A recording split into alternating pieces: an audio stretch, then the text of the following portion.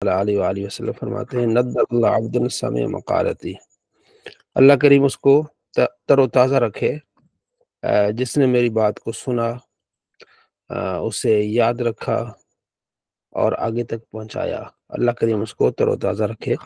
تو الحمدللہ ہم یہ پڑھ رہے ہیں، اللہ ہمیں اس کی فیضیاب ہونے کی اللہ تبارک و تعالیٰ میں توفیق نصیب فرمائے۔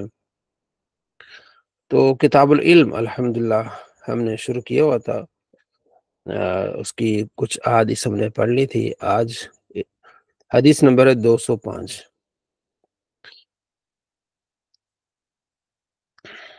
حضرت ابو ہریرہ رضی اللہ تعالیٰ عنہ سے ہی روایت ہے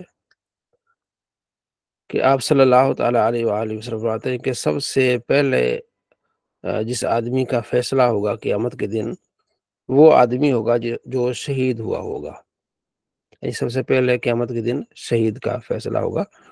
اسے کہتے ہیں اضافی، یعنی ابتدا اضافی، یعنی کہ جس طرح ہم نے حدیث میں سنا ہے کہ سب سے پہلے نماز کا حکم، نماز کے بارے میں ایک حدیث میں کہ سب سے پہلے جو سوال ہوگا قیامت کے دن نماز کے بارے میں ہوگا، اور ایک حدیث میں ہے کہ سب سے پہلے قتل ناحق سے متعلق سوال ہوگا، اور اس حدیث میں سب سے پہلے ایک شہید سے سوال ہوگا۔ تو اس کو تقسیم اس طرح کرتے ہیں علماء کرام کہ سب سے پہلے جو معاملات ہیں، عبادات ہے، اس میں نماز سے متعلق سب سے پہلے سوال ہوگا، اور جو انسانی معاملات ہیں اس میں قتل سے متعلق سوال ہوگا، اور ریاکاری، ٹھیک، دکھلاوا، اس سے متعلق جو معاملات ہیں اس میں سب سے پہلے اس شہید سے سوال ہوگا۔ یہ تقسیم بیان کی جاتی ہے، اور اس کو تطبیق بولتے ہیں، حدیث کو تطبیق دینا۔ تو آپ علیہ السلام فرماتے ہیں سب سے پہلے ایک آدمی کو لایا جائے گا جو شہید ہوگا، اسے فعرفہ نعمہ فعرفہا، تو اسے بتایا جائے گا تمہیں اللہ نے یہ نعمت عطا کی ہے، وہ کہے گا ہاں اللہ نے مجھے نعمت عطا کی ہیں۔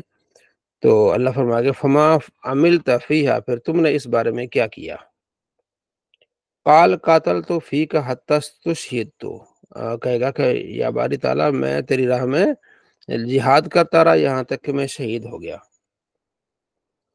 اللہ فرمائے گا قال کذبت، تو نے جھوٹ بولا، ولیکنک، لیکن ہاں، قاتلت، تو نے قتال کیا، تو جہاد کرتا رہا، لئن یقال جریون، تاکہ لوگ تمہیں بہادر کہیں، تو لڑا، تو نے جہاد کیا، اس لیے کیا کہ لوگ تجھے بہادر کہیں۔ فقد قیل، کہا گیا، یعنی وہ جہاد میں بھی شامل ہوا، لڑا بھی، اور اس زمانے میں، اپنے زمانے میں وہ شہید ہوا۔ تو اس سے اللہ تبارک و تعالیٰ قیامت کے دن پوچھے گا کہ ہاں تو نے کیا کیا؟ وہ کہے گا میں تیری بارگاہ میں آیا ہوں یا باری تعالیٰ، میں تو شہید ہو کے آیا ہوں۔ اللہ فرمائے گا کہ نہیں، تو لڑا، سارا کچھ ہوا، لیکن تو کس لیے لڑا؟ تاکہ لوگ تجھے بہادر کہیں۔ اسے کہتے ہیں ریا، دکھاوے کے لیے، کہ لوگ مجھے بہادر کہیں، میں اتنا بہادر ہوں، میں نے یہ کہا۔ پھر ثم امر، اللہ حکم دے گا بھی، فصحب علی وجہہ، تو اسے منہ کے بل گھسیٹ کر جہنم میں ڈالا جائے گا۔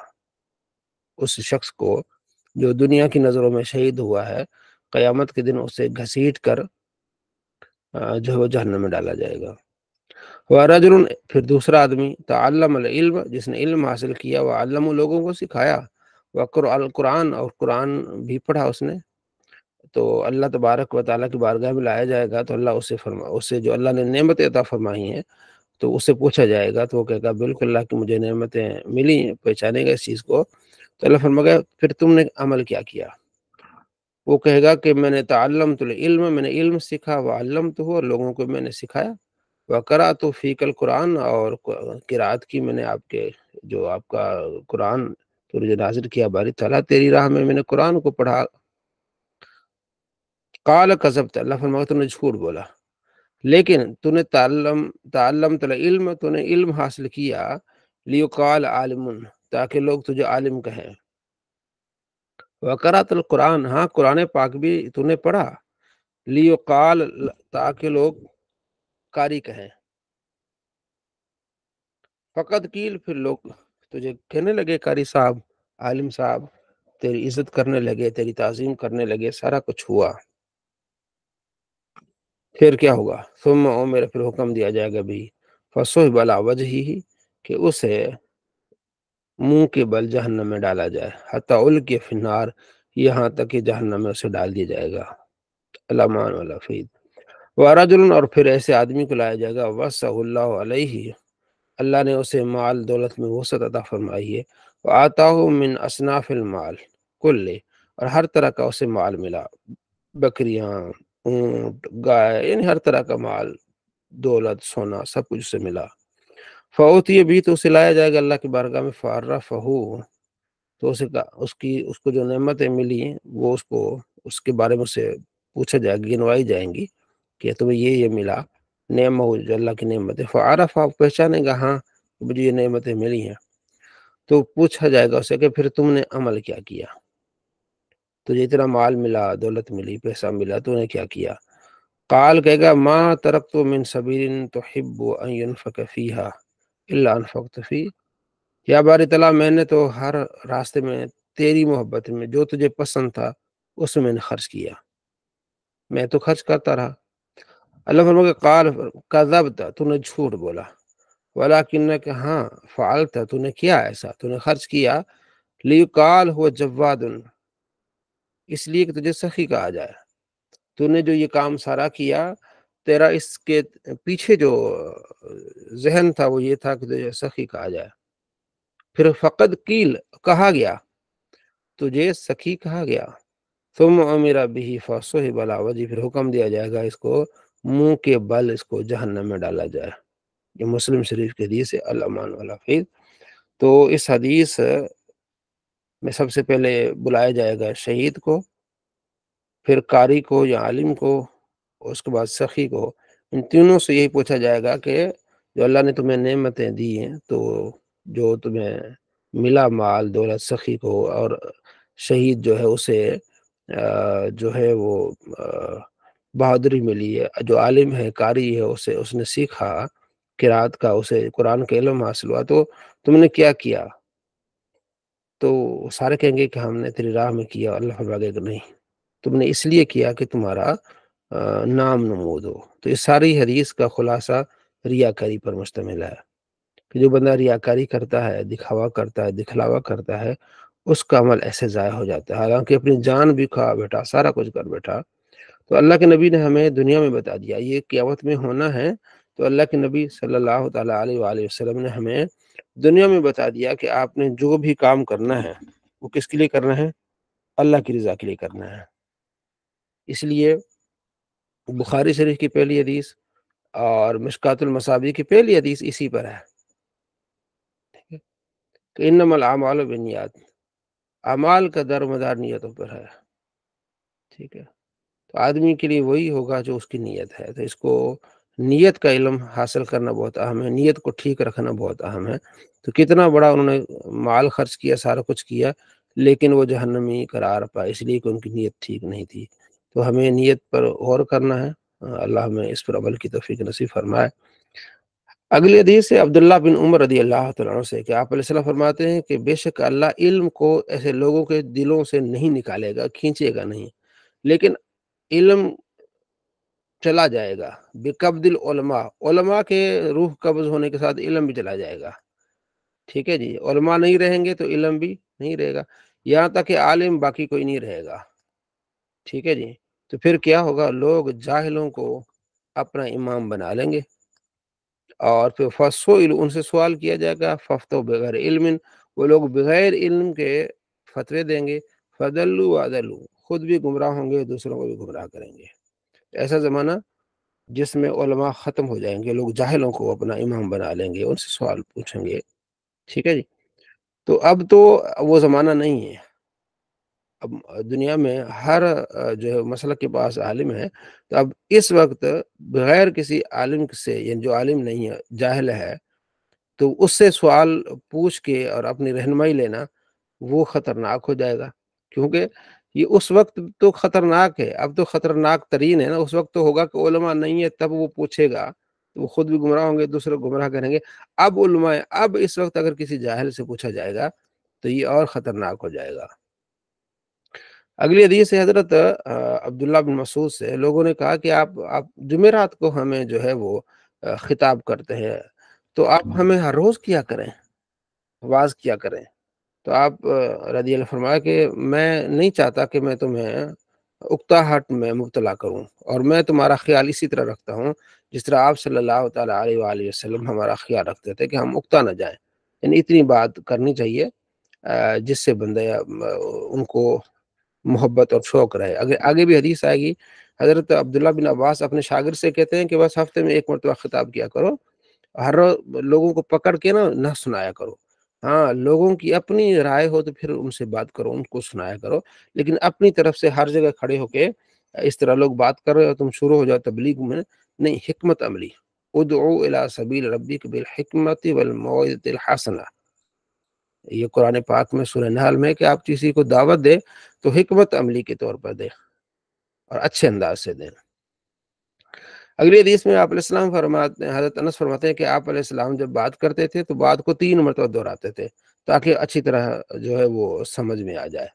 تو یہ اوور آل مطلب ایسا نہیں کہ ہر بات کو 3 مرتبہ دہراتے تھے، خاص طور پر جو کوئی اعلان کرنا ہو یا کوئی بات خاص اہم بتانی ہو تو ایسا ہو۔ اور جب آپ علیہ السلام کسی قوم کے پاس جاتے تو انہیں سلام کہتے اور 3 مرتبہ سلام کہتے ہیں، ٹھیک ہے۔ تو اس کی تفسیر علامہ مفتی احمد یار خان نعیم رحمۃ اللہ علیہ نے یہ کی ہے، اور مشکات المصابیح کی بہترین شرح ہے اردو میں مرۃ المناجی، اور عربی میں مرکات ہے بہترین شرح، اور اردو میں مرآت المناجی مفتی احمد یار خان نعیم رحمۃ اللہ علیہ کی، اور انہوں نے زیادہ تر مرکات سے ہی معلومات لی ہیں۔ اور ایسا ہی ہوتا ہے، علم اہل علم دوسروں سے لیتے ہیں، وہ پھر آگے کچھ اپنی معلومات ہوتی ہے۔ تو کہ 3 مرتبہ سلام کس طرح ہوگا؟ پہلا یہ کہ جب آدمی مین گیٹ پہ ہوتا ہے السلام علیکم کہتا ہے، پہلا ہو گیا۔ پھر جا کے کمرے میں جب پہنچ گیا جہاں رہائش ہے تو دوسرا سلام ہو گیا۔ پھر جب الوداع کہتے ہیں تو پھر تیسرا سلام، یہ السلام علیکم میں جا رہا ہوں، اس طرح 3 سلام ہوا کرتے تھے، ٹھیک ہے جی۔ اچھا جی، اگلی حدیث ہے حضرت ابو مسعود انصاری سے، کہتے ایک شخص آپ علیہ السلام کی بارگاہ میں آیا، اس نے کہا جی مجھے آپ کوئی سواری دیں۔ آپ علیہ السلام لوگوں کی جو ہے وہ ضروریات پوری کرتے تھے، اور ایسا ہوتا تھا کہ صحابہ کرام علیہ رضوان زکوٰۃ کا جو اونٹ وغیرہ ہوتے تھے وہ حضور کو دے دیا کرتے تھے، یا رسول اللہ آپ زکوٰۃ دے دیا کریں، تو پھر آپ علیہ السلام کے پاس جانور ہوا کرتے تھے۔ تو اس نے کہا کہ مجھے آپ کوئی سواری دے، تو آپ علیہ السلام کہ میرے پاس نہیں ہے۔ تو ایک آدمی نے کہا، صحابی نے کہا یا رسول اللہ میں بتا سکتا ہوں کہ کون اس کو سواری دے گا۔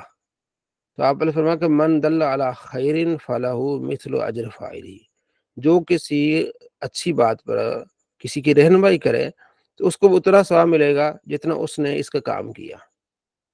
مثلا آپ نے کسی کو بتایا کہ بھائی فلاں جگہ، مثلا آپ یوں ہی سمجھ لیں کہ مجھے کل کسی بھائی نے فون کیا کہ یار ہمارے یہاں مسجد بن رہی ہے تو اس کی اشد ضرورت ہے، تو اگر کوئی بھائی اس میں حصہ ڈالنا چاہے، اور علاقہ بیکورڈ علاقہ ہے، سندھ کا علاقہ ہے، اور وہاں یعنی کہ اتنا ان کے پاس پیسہ نہیں ہے کہ وہ مسجد بنا سکیں، اور وسائل بہت ہی نہ ہونے کے برابر ہیں، تو آپ ہمیں کسی کو آپ بتا دیجیے گا اگر کوئی اس میں حصہ ڈال لے۔ یہ حقیقی بات بھی مجھے ذہن میں آ گئی، انہوں نے ایسے ہی مجھے کہا، میسج کیا، اور انہوں نے ویڈیو بھیجی، بالکل ٹوٹی مسجد۔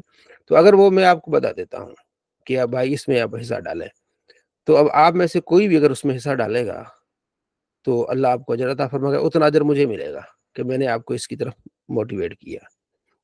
اسی طرح آپ نے کسی کو کہا، آپ نے کہا کہ ہمارے استاد نے بتایا کہ ایک جگہ مسجد بننی ہے، اور علاقہ بالکل بیکورڈ علاقہ ہے، اور وہاں اتنے وسائل نہیں ہیں لوگوں کے کہ ایسا کوئی کام کر سکیں، یہاں توجہ نہیں لوگوں کی، تو آپ اگر اس میں آپ حصہ ڈالنا چاہیں تو آپ ڈال لیں۔ تو آپ کے کہنے کی وجہ سے اگلا بندہ اگر حصہ ڈال دیتا ہے، مثلا وہ 1,00,000 روپیہ دے دیتا ہے، تو 1,00,000 کا ثواب آپ کو ملے گا، اور 1,00,000 کا مجھے بھی ملے گا۔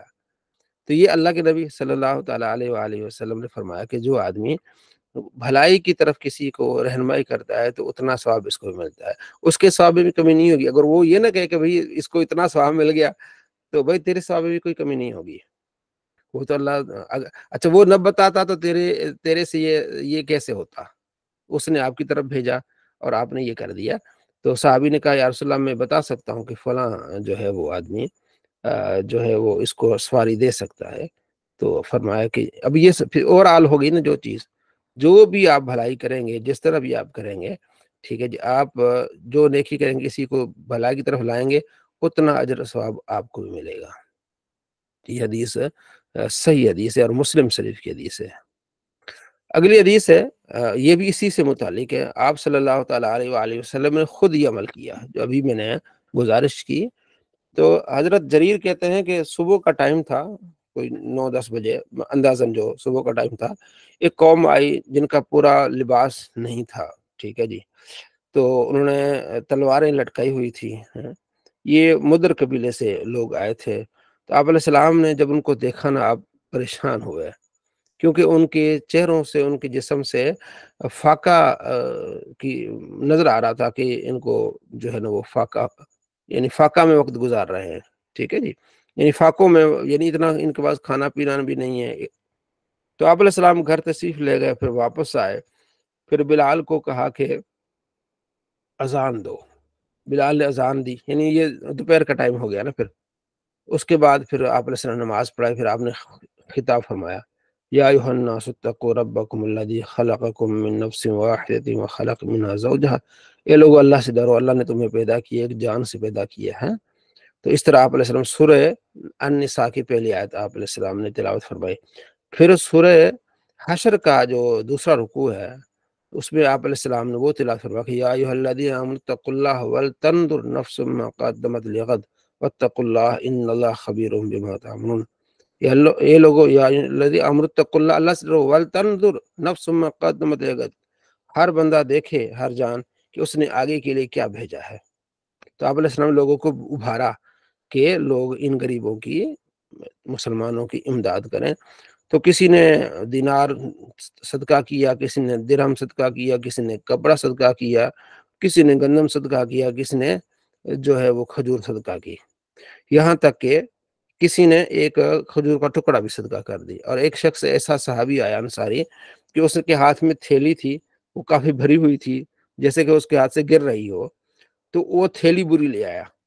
پھر اس کے بعد صحابہ نے پھر شروع ہوگی ان کی امداد کرنا شروع کر دیا، تو 2 ڈھیر کھانے کے اور کپڑوں کے بن گئے، 2 ڈھیر۔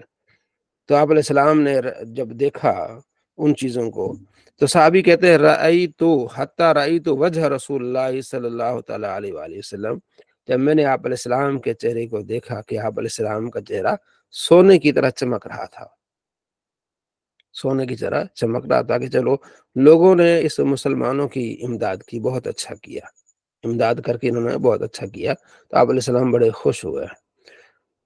فقال رسول اللہ صلی اللہ تعالیٰ علیہ وآلہ وسلم، آپ صلی اللہ تعالیٰ علیہ وآلہ وسلم فرمایا من سن فی الاسلام سنۃ حسنۃ فلو اجرھا واجر من عمل بها من بعدہ من غیر ان ینقص من اجورہم شیء، کہ جو اسلام میں اچھا طریقہ ایجاد کرے گا اس کو اس کا اجر ملے گا، اور جو لوگ اس پر عمل کریں گے بعد میں ان کو بھی اجر ملے گا، اور اتنا اجر اس شخص کو بھی ملے گا جو اسلام میں اچھا طریقہ راج کرے گا، ٹھیک ہے۔ اب ظاہر و اچھا طریقہ راج نیا ہوگا، لوگ کہتے ہیں بھائی وہی جو پہلے ہوتا تھا اس کو ریوائز کرے گا، نہیں، اگلا ہے ومن سن فی الاسلام سنۃ سیئۃ، جو برا طریقہ رائج کرے گا، یہاں بھی سنہ کا لفظ ہے۔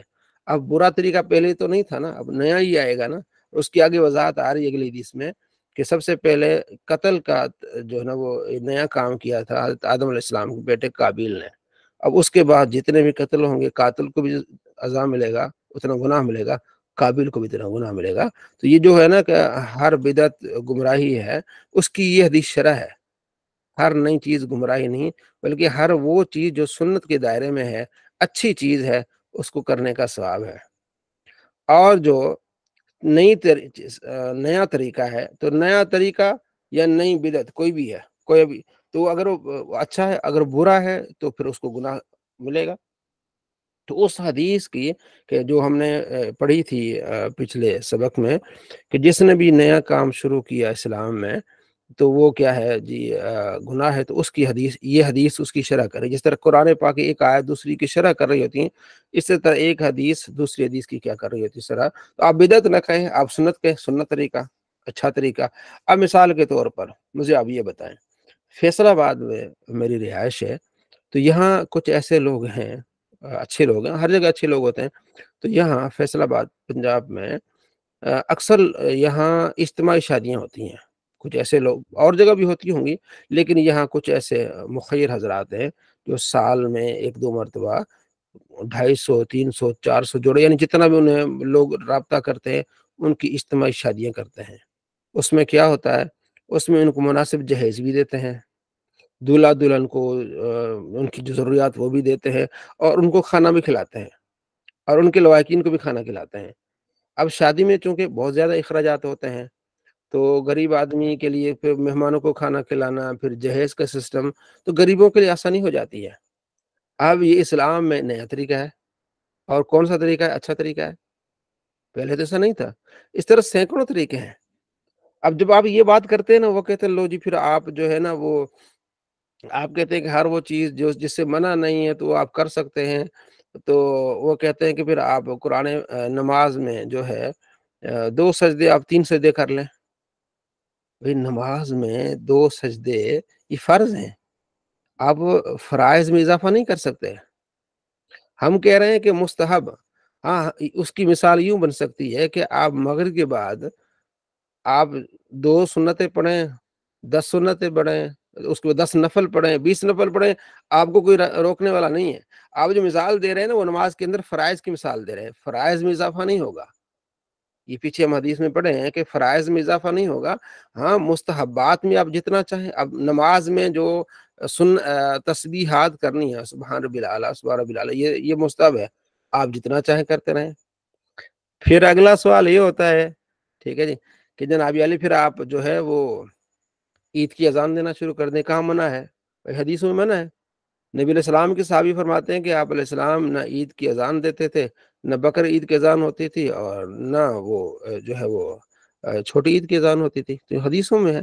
تو الٹے سیدھے اعتراض کرنے کی کوئی، تو ہر وہ اچھا کام جو سنت کے عین مطابق ہے، اچھا فعل ہے، تو اس کو کرنے میں مسلمان کو ثواب ہی ملے گا، ٹھیک ہے جی، جس میں کوئی اسلام کی خلاف ورزی نہ ہو۔ جی اسد صاحب۔ السلام علیکم حضرت۔ جی آواز آپ کی کٹ گئی تھی، جی جی جی السلام علیکم، آواز آ رہی ہے؟ جی جا رہی ہیں۔ اچھا سر، وہ یہ بھی ایک اعتراض کرتے ہیں کہ جو نیا کام نا، وہ کہتے ہیں ایک دنیاوی معاملات ہے، ایک دین کے معاملات ہیں۔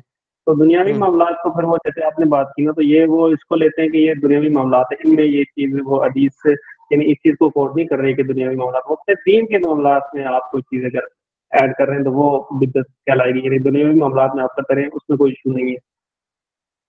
دیکھیں قرآن پاک میں یا ایھا الذین آمنوا ادخلوا فی السلم کافہ، اے ایمان والو اسلام میں پورے کے پورے داخل ہو جاؤ۔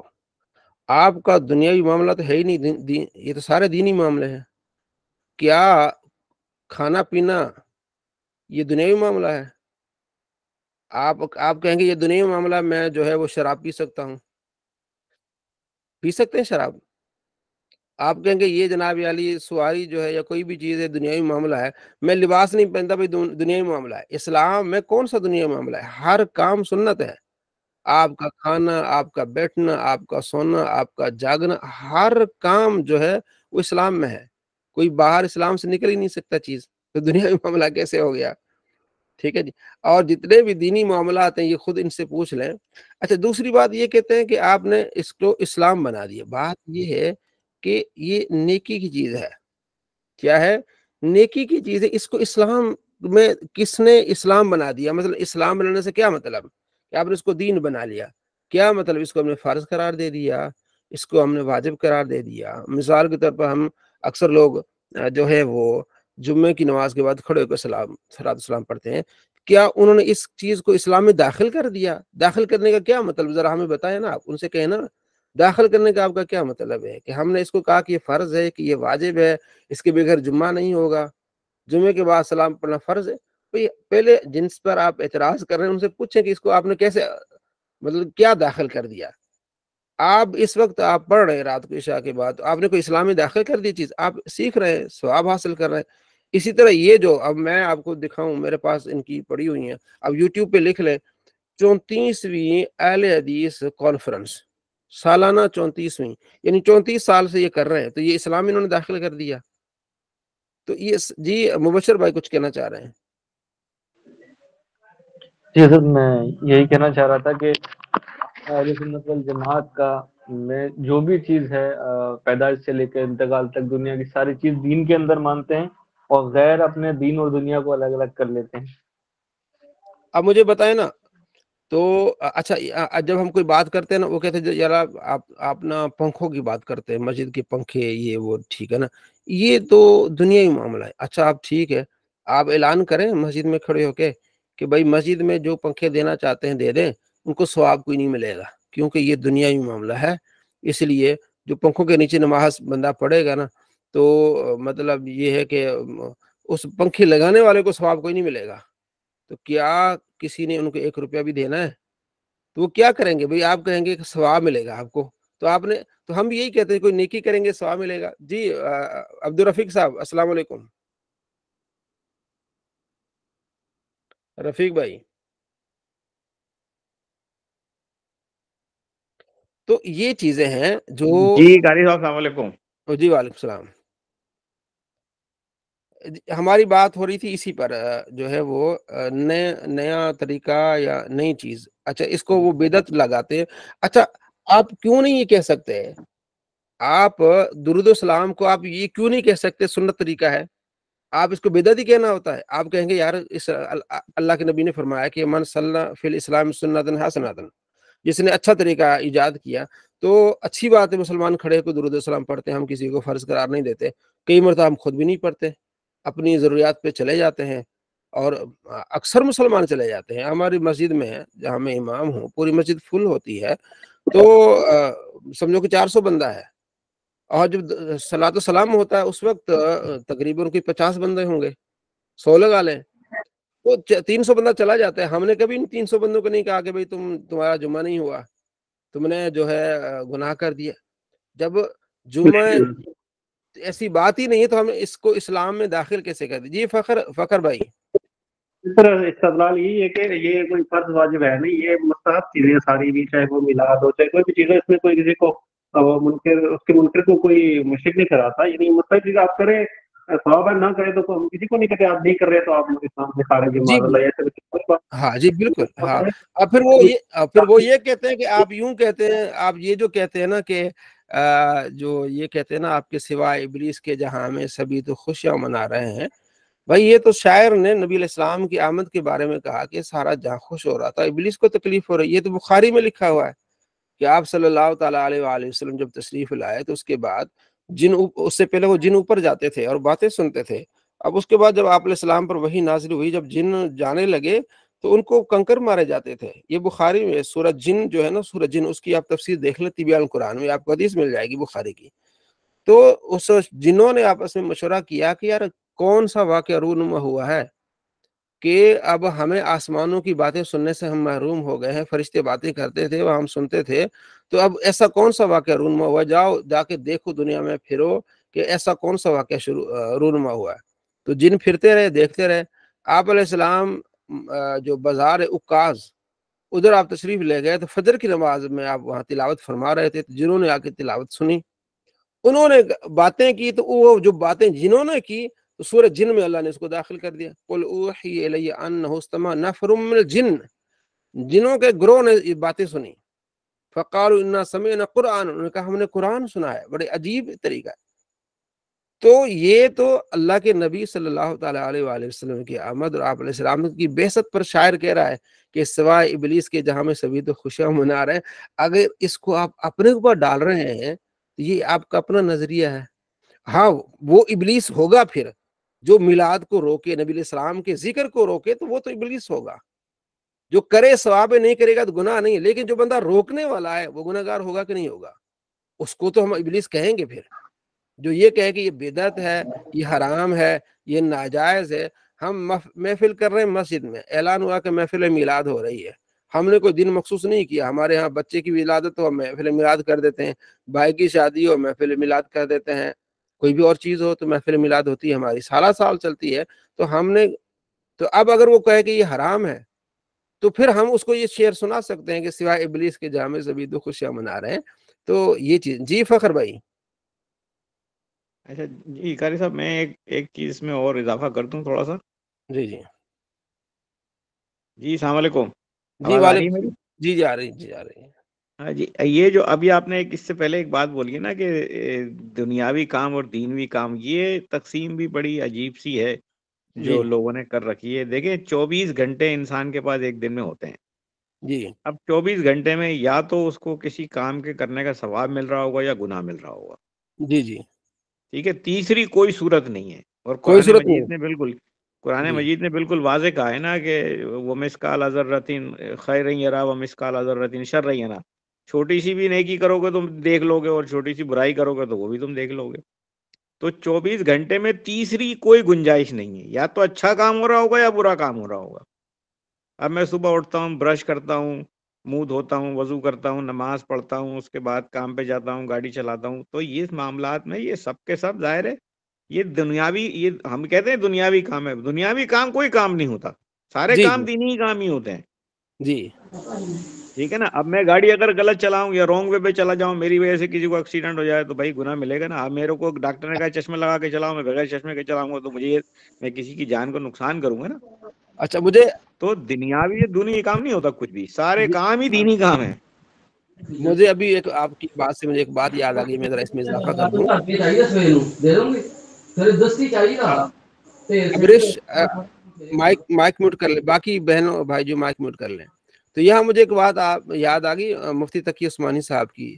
تو وہ کہنے لگے کہ ہم جو ہے نا وہ پاکستان کی جو ہے نا آزادی کا دن وہ ہم مناتے ہیں.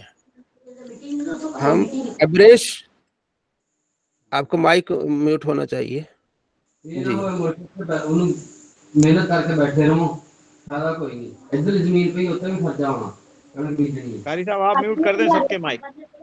یہ ہماری کیا نام ہے اس کا،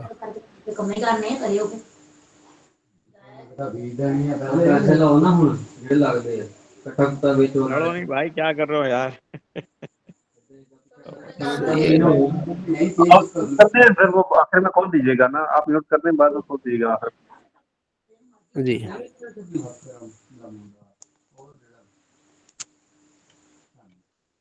جی. تو میں عرض کر رہا تھا کہ یہ نام رقیہ یہ بچی ہمارے پاس پڑھتی ہے. اس رقیہ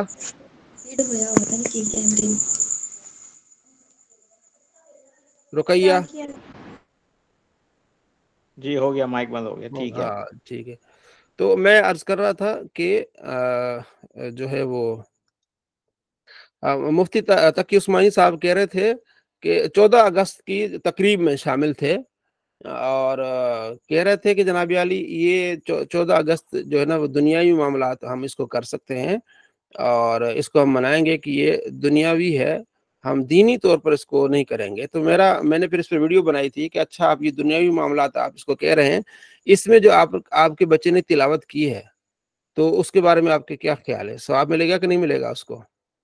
آپ نے کھڑے ہو کے وہاں تقریر کی ہے تو آج یہ سارا دن جو آپ وہاں بیٹھے ہیں یہ ثواب میں ہے کہ گناہ میں ہے؟ آپ بتائیں. تو آپ اس کو دنیاوی معاملات کہہ رہے ہیں تو مطلب یہ وہ نکل گیا، دین سے نکل گیا. وہ آپ کھڑے ہو رہے ہیں، آپ وہاں بیٹھے ہوئے ہیں، آپ وہاں تلاوت کر رہے ہیں، آپ وہاں جو ہے وہ دعا کر رہے ہیں، جو سارا وہاں آپ بیٹھے ہیں. تو یہ اس کو کس کھاتے میں آپ ڈالیں گے؟ ثواب میں ڈالیں گے، گناہ میں ڈالیں گے آپ اس کو؟ تو یہ ان کا ایک ڈھکوسلا ہے، اس کو آپ دو نمبری کہہ سکتے ہیں کہ کوئی بھی چیز اسلام مسلمانوں کی، اس کو آپ دنیاوی اور دینی میں آپ تقسیم نہیں کر سکتے. مسلمان کا ہر کام جو ہے اللہ کے سامنے ہوگا. وہ قرآن پاک میں واضح ہے، اقرا کتابک کفا بنفسک الیوم علیک حسیبا. جو آپ نے بولا ہے، جو آپ نے کیا ہے اس وقت آپ سے پوچھا جائے گا ما یلفظ من قول الا لدیہ رقیب عتید، سورہ کہف میں جو آپ بولیں گے ایک نگہبان بیٹھا ہوا ہے، اس نے لکھنا ہے۔ نگہبان یہ نہیں کہنا کہ آپ نے دنیاوی بولا ہے، آپ نے دینی بولا ہے۔ جی ہمارے فخر بھائی کچھ کہنا چاہ رہے، جی فخر بھائی۔ جی جی جی علی بھائی السلام علیکم۔ وعلیکم السلام ورحمۃ جی السلام علیکم۔ اللہ۔ جی جی سر جی گفتگو وعلیکم السلام فرمائی ہے، جی میں تھوڑا سا اضافہ کرنا چاہتا ہوں۔ جی جی جی علی بھائی، یہ جو یوٹیوب پر مختلف فرقوں کے جو نام ہے، سب کے لیکچر پڑے ہوئے ہیں، سبھی یوٹیوب کو استعمال کرتے ہیں، ہر بندہ یوٹیوب کو، اس پہ کافی لوگ فیض یاب ہو رہے ہیں، حاصل کر رہے جی ہیں، جی لوگ سیکھ رہے ہیں، اسلام سیکھ رہے ہیں، ٹھیک ہے نا۔ جو یہاں جی سے جی یوٹیوب سے جو بندہ ڈائریکٹلی فیض لے رہا ہے، جو بندہ دے رہا ہے، اس کو ثواب مل رہا ہے نا اس کا؟ جی آپ مجھے سن سکتے ہیں؟ جتنی بھی، جی میں آواز آ رہی، آپ کی کہیں آواز کٹ رہی ہے تھوڑی سی نا۔ جی جی جی، میں یہ کہہ رہا ہوں کہ جو یوٹیوب کے اوپر علماء کرام کا ہر فرقے کے عالم جی کا پڑا جی ہوا ہے، ٹھیک، تو میں کیا جو آپ کے، اس سے فیض جی حاصل جی جی کر رہا ہے کو ثواب مل رہا ہے نا؟ جی مل رہا ہے، اس کو ثواب کے خاطر کر رہے ہیں سارا۔ جی جی بالکل۔ اب میں جو چیز کہنا چاہتا ہوں نا، اصل میں وہ یہ ہے جی کہ اب یہ جو جی یوٹیوب ہے، اب جب ہم بات کرتے ہیں نا ان کے ساتھ کہ یار یہ آپ مجھے ہمیں یہ بتاؤ کہ اب یوٹیوب ایک ٹیکنالوجی ہے 21ویں صدی کی، ٹھیک ہے نا، تو یہ جی قرآن حدیث میں تو نہیں ملتا، تو آپ اس کو استعمال کر رہے ہو اور یہاں سے ثواب لے جی رہے ہو، جی آپ کیوں نہیں کہتے؟ تو وہ کہتے ہیں کہ جی یہ ہمارا ایک سپورٹو ہے، اس کو یوز کرتے ہیں، ہم اس کو دین سمجھ کے نہیں کرتے۔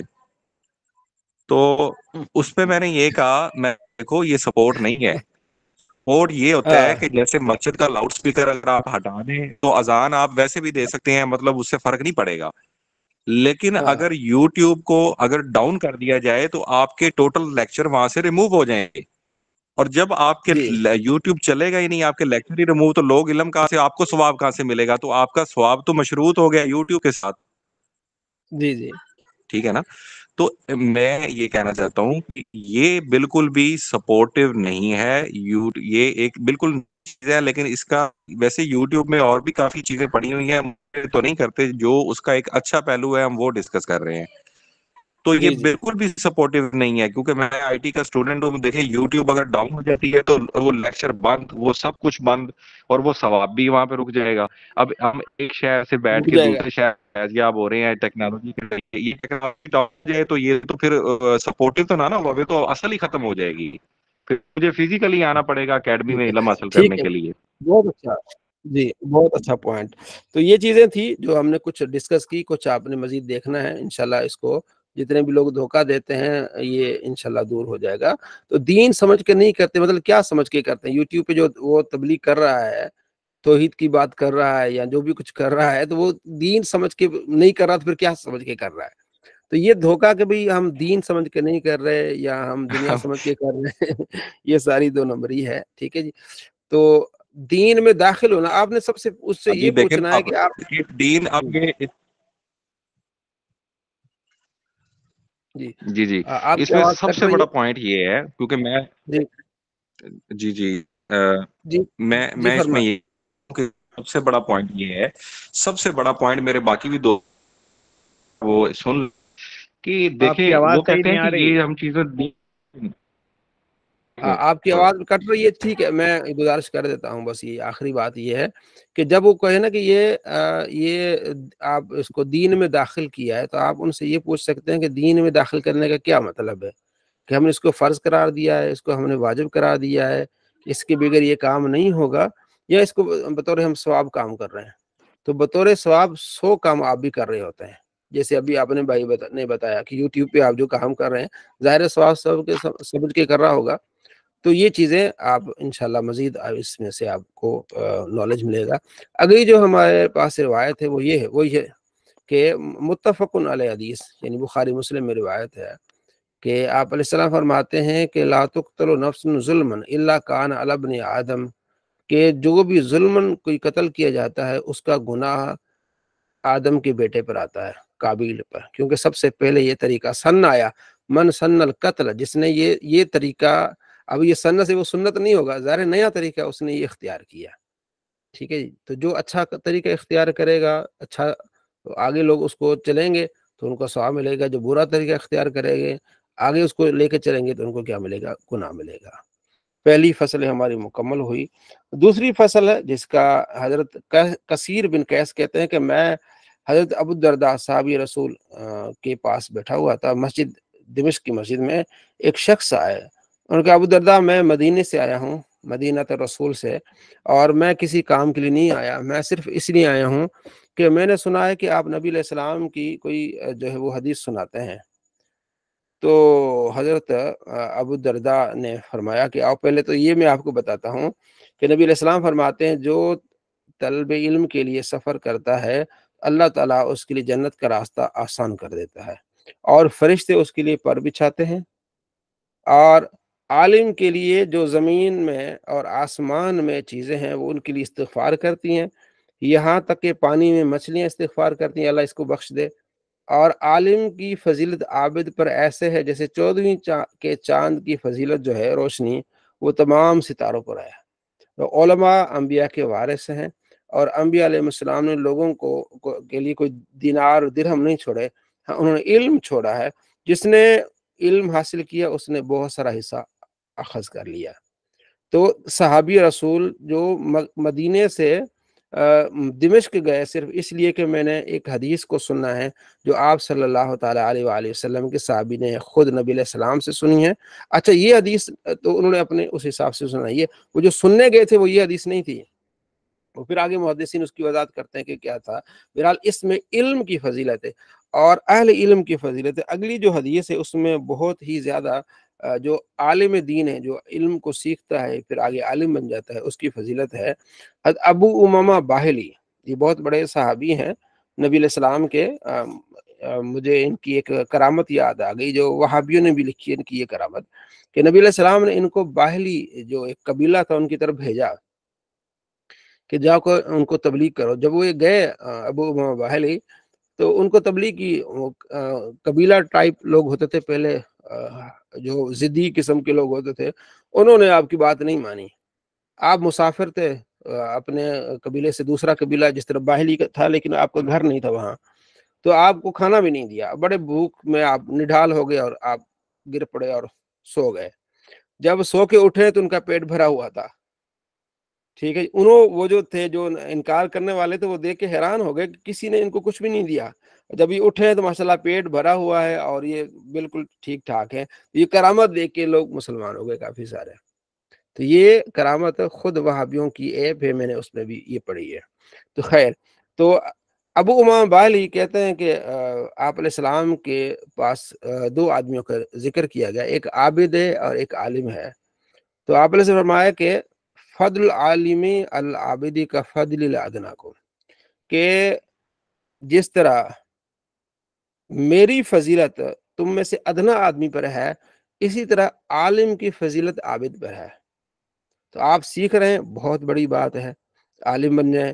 تو عالم کی فضیلت کیا ہے عابد پر؟ جیسے میری فضیلت ایک ادنا مسلمان پر ہے۔ اب آپ دیکھ لیں آپ علیہ السلام کی فضیلت، خلق سے اولیاء، اولیاء سے رسول، اور رسولوں سے اعلیٰ ہمارا نبی، ہم مخلوق لوگ، پھر صحابہ، پھر جو ہے وہ صحابہ میں جو ہے جنتی صحابہ، عشرہ مبشرہ نبی، اور اس کے بعد پھر انبیاء علیہ السلام، انبیاء میں سے پھر آگے 313 رسول ہیں، رسولوں سے میں سے پھر 5 العزم رسول ہیں، 5، اور ان 5 میں سے نبی صلی اللہ تعالیٰ علیہ وآلہ وسلم کی فضیلت ہے سب سے اعلیٰ۔ تو آپ علیہ السلام کی فضیلت پھر ایک ادنا آدمی کی فضیلت کے درمیان کتنا فرق ہے، زمین و آسمان بھی اس میں آپ اس کو تول نہیں سکتے۔ تو فرمایا اسی طرح ایک عالم کی جو ہے فضیلت عابد پر، اور آپ علیہ السلام فرماتے ہیں کہ بے شک اللہ تعالیٰ اور اس کے فرشتے، زمین والے، آسمان والے، یہاں تک کہ چونٹیاں اپنی بلوں میں اور مچھلیاں پانی میں جو نیکی کی بات بتاتا ہے لوگوں کو، اس کے لیے دعا کر رہی ہوتی ہیں، دعا خیر کر رہی ہوتی ہیں۔ اللہ تبارک و تعالیٰ بھی یعنی اس پر اللہ تعالیٰ کی رحمت ہوتی ہے، فرشتے اس کے لیے کیا کر رہے ہوتے ہیں؟ دعا خیر کر رہے ہوتے ہیں، جو لوگوں کو اچھی بات بتاتے ہیں۔ ٹھیک ہے، یہ بہت بڑی بات ہے۔ میں نے ایک حدیث ہے مجموع الزوائد کتاب ہے، اس میں حدیث میں نے پڑھی اور کئی مرتبہ میں نے سنائی ہے، آپ کو بھی سنا دیتا ہوں، آپ بھی اس کو یاد رکھیے گا۔ آپ علیہ السلام نے ابو بکرہ صحابی سے فرمایا، ایک ابو بکر ہے اور ایک ہے ابو بکرہ صحابی سے، آپ علیہ السلام فرمایا کہ 4 چیزیں ہونا، 5ویں نہ ہونا، ہلاک ہو جاؤ گے۔ عالم بنو، یا طالب علم بنو، یا علماء کے پاس بیٹھنے والے بنو، یا علماء سے محبت کرنے والے بنو۔ 4 چیزیں، 5ویں چیز نہ بننا، ہلاک ہو جاؤ گے۔ تو 5ویں چیز کیا ہے؟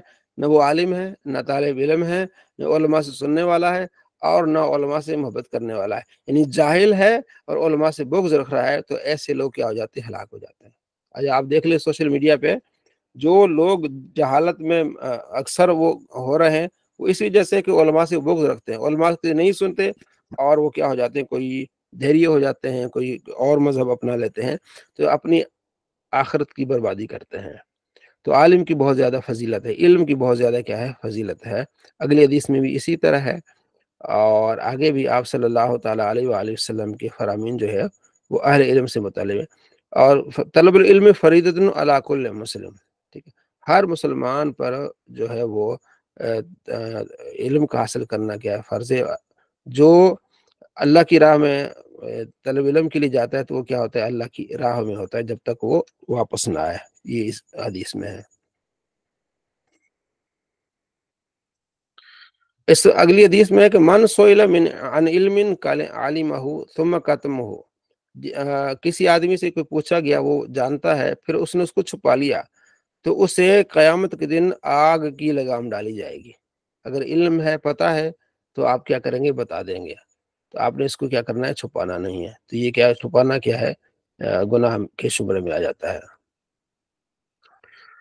آگے جو حدیث ہم اکثر میں آپ کو سناتے رہتا ہوں، وہ یہ حدیث ہے نذر اللہ عبدن، وہ میں جو سناتا ہوں آپ کو وہ پیچھے والی حدیث ہے، وہ ہے نذر اللہ عبدن، یہ والی 228 نمبر حدیث ہے، اس کو آپ یاد رکھیے گا، یہ آج کا سبق ہے آپ کے لیے۔ نذر اللہ عبدن سمع مقالتی، صحیح حدیث ہے، اللہ تعالیٰ اس بندے کو تر و تازہ رکھے، یہ نبی علیہ السلام فرماتے ہیں، ابن مسعود روایت کرتے ہیں، عبداللہ بن مسعود، اور آپ صلی اللہ تعالیٰ علیہ وآلہ فرماتے ہیں نذر اللہ عبدن سمع مقالتی، اللہ کریم اس کو تر و تازہ رکھے، جس نے میری بات کو سنا، فحفظھا، اس کو یاد رکھا، وعاھا، اور اس کی حفاظت کی، وعدھا، اور اس کو آگے پہنچایا، اللہ اس کو تر و تازہ رکھے۔ آگے آپ فرماتے ہیں بہت سارے اہل علم ہیں لیکن فقیہ نہیں ہوتے، اور بہت سارے فقیہ ہوتے ہیں لیکن بات آگے والے کو پہنچاتے ہیں وہ ان سے بڑا فقیہ ہوتا ہے۔ اور مسلمان کا دل 3 چیزوں میں خیانت نہیں کرتا، پہلا، جب وہ کام کرتا ہے اللہ کے لیے کرتا ہے، اور مسلمان بھائی کے لیے اچھا سوچتا ہے، اور جماعت کو پکڑے رکھتا ہے، تو یہ مسلمان کا یہ عمل ہے۔ تو یہاں جو خاص طور پر ہم نے اس چیز کو سنا وہ کیا ہے؟ نذر اللہ عبدن سمع مقالتی، اس کا پہلا حصہ آپ یاد رکھ لیں، تو یہ بھی بہت بڑی بات ہے۔ صلی اللہ علیہ محمد صلی اللہ تعالیٰ علیہ وآلہ وسلم۔ تو یہ بہت ساری چیزیں آپ انشاءاللہ سیکھنے کو ملیں گے۔ جی مبشر بھائی۔ حضرت میرا پچھلی جو کلاس ہوئی تھی اس میں اس سے متعلق ایک سوال تھا، جو حدیث ہم نے پڑھی تھی قبر کا جو تیسرا سوال تھا، ما کنتا تقول، حضرت اس میں یہ سوال تھا کہ جب قبر میں نبی کریم صلی اللہ تعالیٰ علیہ وسلم تشریف لاتے ہیں تو اس کے متعلق کچھ لوگ اعتراض کرتے ہیں، تو حضرت اس کا کچھ جواب عنایت فرما دیں۔ اس میں سنا تھا آپ نے سارا، کہ جو ہم نے وہاں کی تھی، بحث کی تھی، کہ اللہ تبارک و تعالیٰ اس چیز پر قادر ہے، جس طرح سورج نکلتا ہے پورے دنیا کے لیے، پوری دنیا میں سورج نظر آ رہا ہوتا ہے، ٹھیک ہے جی، تو وہ اس کو دیکھ رہے ہوتے ہیں، اسی طرح آپ صلی اللہ تعالیٰ علیہ وآلہ وسلم کو اللہ تبارک و تعالیٰ نے شان عطا فرمائی ہے کہ جہاں چاہیں جدھر چاہیں وہ جا سکتے ہیں، اور بہت سارے اس کے اس میں دیکھیے گا آپ انشاءاللہ، وہ مزید آپ کو تسلی ہو جائے گی۔ تو یہ جو حدیث ہے اگلی جو ہم پڑھ رہے 247، کہ بے شک اللہ ہر امت میں، اس امت میں ہر 100 سال کے بعد ایک ایسا شخص بھیجے گا جو اس کے دین میں، اللہ کے دین جو ہے دین، اس میں تجدید کرے گا، جو کمیاں ہوں گی وہ دور کرے گا۔ یہ جو ہم کہتے تھے مجدد والی روایت یہ ہے 247 مشکات میں۔ مجدد کیا کرے گا؟ جو اس میں لوگوں نے اپنی طرف سے ڈالی ہوں گی چیزیں یا کچھ، تو اس میں وہ آ کے اس میں دین میں کیا کرے گا؟ تجدید کرے گا، جیسے ہم کہتے ہیں اعلیٰ حضرت مجدد دین و ملت۔ اسی طرح ہر طبقے کا مجدد ہو سکتا ہے، فقیہ مجدد ہو سکتا ہے، کوئی حاکم بھی مجدد ہو سکتا ہے، جیسے کہ اورنگزیب تھا، ٹھیک ہے نا، بادشاہ تھا، اس نے بڑا دین کا کام کیا، ٹھیک۔ اسی طرح بہت سارے مجدد ہو سکتے ہیں اپنے اپنے علاقے، اپنے اپنے ایریا کے لحاظ سے۔ تو یہ اللہ تبارک و تعالیٰ اس طرح کے لوگوں کو، کیونکہ نبی تو نہیں آئیں گے، ایسے لوگ آئیں گے جو لا کے دوبارہ دین کی کیا کریں گے؟ تجدید کریں گے۔ اور بہت ساری اس میں اور جو ہے وہ روایات ہیں علم دین سے متعلق، تو ہم نے اس میں سے کچھ آپ کو سنائی۔ تو یہ خلاصہ ان تمام احادیث کا ہے کہ علم دین کی فضیلت بہت زیادہ ہے، جتنا موقع ملے اس دین کو سیکھنا چاہیے اور اس میں اپنا وقت نکالنا چاہیے۔ اور اس کی اتنی فضیلت ہے کہ یعنی کہ فرشتے اس کے لیے پر بچھا رہے ہوتے ہیں اور مچھلیاں اس کے لیے دعا کر رہی ہوتی ہیں، اور اس کے علاوہ چونٹیاں بلوں میں دعا کر رہی، تو ہمیں نہیں پتہ، لیکن اللہ کے نبی صلی اللہ تعالیٰ علیہ وآلہ وسلم نے فرمایا ہے۔ تو علم دین حاصل کرنا بہت اہم چیز ہے۔ تو یہ ہماری اس کلاس کا خلاصہ تھا۔ اگلی جو ہمارا ہے اب ہے مسائل۔ پہلے معلومات اور وہ جو چیزیں تھیں فضائل کے بارے میں، اب ہے مسائل۔ کتاب الطہارہ، پاکی کی کتاب سے، یعنی کہ پاکی سے متعلق یہاں سے مسائل شروع ہو جائیں گے۔ پہلے پاکی کی فضیلت کیا؟ پہلی فصل، الطہور شطر الایمان، پاکی ایمان نصف ایمان ہے، اور الحمدللہ میزان کو بھر دیتا ہے۔ سبحان اللہ، الحمدللہ، یہ بھی میزان، جب کوئی الحمدللہ کہتا ہے تو میزان وہ کیا ہو جاتا ہے؟ نیکیوں سے بھر جاتا ہے۔ اللہ اکبر کہتا ہے، سبحان اللہ کہتا ہے۔ اور آپ نے فرمایا والصلاۃ نور، نماز کیا ہے؟ نور ہے، انسان کے دل کو منور کر دیتی ہے۔ صدقہ برہان ہے، اور صبر روشنی ہے۔ قرآن حجت ہے تیرے لیے یا تجھ پر، یعنی کہ تو اچھا کام کرے گا تو قرآن تیری سپورٹ کرے گا۔ اور ہر بندہ جب صبح کرتا ہے اپنے نفس کو بیچ رہا ہوتا ہے، ٹھیک ہے نا، وہ اس کو آزاد کر رہا ہوتا ہے یا اس کو ہلاکت میں ڈال رہا ہوتا ہے۔ تو یہ پہلی حدیث اس بارے میں۔ اگلی حدیث جو ہے وہ بہت ہی زیادہ اس بارے میں ہے۔ آپ صلی اللہ تعالیٰ علیہ وآلہ وسلم فرماتے ہیں الا ادلکم علی ما یمحو اللہ بہ الخطایا، کیا میں تمہیں یہ بات نہ بتاؤں جس سے تمہاری خطائیں اللہ تبارک و تعالیٰ معاف فرما دے گا، مٹا دے گا، وَيَرْفَعُ بِهِ الدَّرَجَاتِ، اور تمہارے درجات بلند کر دے گا؟ کیا میں تمہیں ایسی بات نہ بتاؤں؟ قالوا بلا یا رسول اللہ، صحابہ نے عرض کیا رسول اللہ بالکل بتائیے۔ فرمایا اسباغ الوضوء علی المکارہ، پہلا یہ کام جب وضو کرنا مشکل ہو اس وقت مکمل وضو کرنا، اس سے کیا ہے؟ تمہاری خطائیں اللہ معاف کر دے گا، مٹا دے گا، اور تمہارے درجات بلند کر دے گا۔ بالخصوص سردیوں کے دنوں میں وضو کرنا مشکل ہو جاتا ہے، تو یہ فضیلت ہے اس آدمی کے لیے جو اچھی طرح وضو کرے۔ دوسرا وکثرۃ الخطی الی المساجد، اور مسجد کی طرف بار بار جانا، عصر کی نماز پڑھیے پھر مغرب کے لیے، مغرب پڑھ کے پھر عشاء کے لیے، بار بار جانے والے کے لیے کیا ہے؟ اس کی اللہ تبارک و تعالی خطائیں مٹا دیتا ہے، اس کے درجات بلند فرماتا ہے۔ وانتظار الصلاۃ بعد الصلاۃ، اور ایک نماز کے بعد دوسری نماز کا انتظار کرنا کہ یار عشاء پڑھیے، فجر بھی پڑھنی ہے، ظہر پڑھیے، عصر پڑھنی ہے، تو ایک نماز کا انتظار دوسری نماز کے لیے، یہ بھی کیا کر دیتا ہے؟ خطائیں، صرف انتظار کر رہا ہے کہ میں نے دوسری نماز پڑھنی ہے، تو اللہ تبارک و تعالی اس کے درجات بلند فرماتا ہے اور اس کی خطائیں مٹا دیتا ہے۔ فذالکم الرباط، اصل میں چھاونی کی حفاظت ہے، جس طرح فوجیوں کی چھاونیاں ہوتی ہیں نا، تو اس کی حفاظت کرنا بہت اہم ہوتا ہے۔ تو یہ چھاونی اسلام کی کہ آپ نے ان چیزوں پر کیا کرنا ہے؟ غور کرنا ہے۔ اگلی حدیث میں ہے من تودع فاحسن الوضوء، جس نے اچھی طرح سے وضو کیا، خرجت خطایا من جسدی، اس کے جسم سے خطائیں ختم ہو جاتی ہیں، حتی تخرج من تحت اظفار، یہاں تک کہ اس کے ناخنوں سے نیچے گر جاتی ہیں۔ جو بندہ اس طرح کیا کرتا ہے اللہ تبارک و تعالیٰ کا یعنی کہ وضو اچھی طرح سے کرتا ہے۔ اگلی حدیث میں ہے کہ جو مسلمان وضو کرتا ہے اس کے گناہ منہ والے جھڑ جاتے ہیں، ہاتھوں والے جھڑ جاتے ہیں، پاؤں والے جھڑ جاتے ہیں، جسم کے جھڑ جاتے ہیں، اور جب وہ اچھی طرح سے کھڑے ہو کے نماز کے لیے کھڑا ہو جاتا ہے تو اللہ تبارک و تعالیٰ اس کی بخشش فرما دیتا ہے۔ حضرت عثمان غنی رضی اللہ تعالیٰ سے روایت ہے، یہ 287 نمبر روایت ہے کہ آپ علیہ السلام نے پانی منگوایا اور پھر آپ نے 3 مرتبہ ہاتھ دھوئے، پھر آپ نے کلی کی، ناک میں پانی چڑھایا، پھر آپ نے چہرہ دھویا 3 مرتبہ، پھر آپ نے دایاں ہاتھ، پھر آپ نے بائیں ہاتھ 3 مرتبہ دھویا، پھر آپ نے جو ہے وہ اپنا بازو دھویا کونیوں سمیت، پھر دایاں پھر بایاں، پھر آپ نے مسح کیا، پھر آپ نے دایاں پاؤں دھویا 3 مرتبہ اور بایاں 3 مرتبہ. یہ سارا دھو کے لوگوں کو کہا رأیت رسول اللہ صلی اللہ علیہ وسلم، میں نے اسی طرح دیکھا آپ علیہ السلام کو کہ آپ علیہ السلام نے وضو کیا جس طرح میں نے آپ کو دکھایا ہے. پھر فرمایا من تودع وضوئی ھذا، تو نبی علیہ السلام فرمایا جس نے اس طرح جو میں نے وضو کیا اس طرح وضو کرے، پھر 2 رکعتیں نماز پڑھے غور اور فکر میں، یعنی پوری توجہ سے، کہ دل میں دنیا کا خیال نہ آئے، 2 رکعتیں نماز پڑھے، غفر لہ ما تقدم من ذنبہ، اس کے سابقہ گناہ معاف کر دی جائیں گے. تو یہ آج کر کے دیکھیے گا، سونے سے پہلے یا صبح اٹھ کے 2 وضو کرے اچھی طرح سے، وضو کر کے اس کے بعد آپ نے 2 رکعتیں پڑھنی ہے، اسی نیت سے کہ اس حدیث پر عمل کرنا ہے. ٹھیک ہے جی. اور اللہ تبارک و تعالیٰ کی بارگاہ سے دعا ہے کہ اللہ میری بخشش فرمائے. ٹھیک ہے، تو اس حدیث پر آج ہم نے عمل کرنا ہے، سونے سے پہلے یا آپ نے جو ہے وہ اٹھ کے آپ نے یہ ضرور کرنا ہے. جی رقیب صاحب.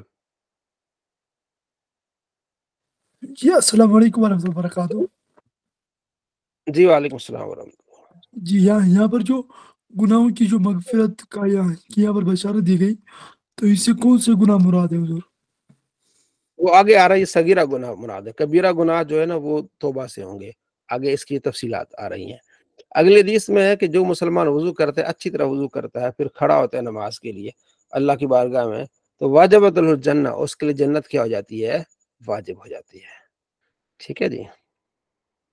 اگلی حدیث میں حضرت عمر بن خطاب کہتے ہیں کہ آپ علیہ فرماتے ہیں جو بندہ اچھی طرح سے وضو کرے اور پھر اشہد ان لا الہ الا اللہ وان محمد عبد ورسول یہ پڑھے، یہاں پڑھے اشہد ان لا الہ الا اللہ وحدہ لا شریک لہ واشہد ان محمد عبد ورسولہ، کیونکہ یہ کلمہ ہم نے یاد کیا ہوتا ہے تو اس کو آپ دہرا رہے ہیں، اشہد ان لا الہ الا اللہ وحدہ لا شریک لہ واشہد ان محمد عبد ورسولہ. وضو کرنے کے بعد اچھی طرح وضو کیا، اس کے بعد یہ پڑھے گا تو جنت کے 8 دروازے اس کے لیے کھل جائیں گے، جس دروازے سے چاہے وہ داخل ہو جائے.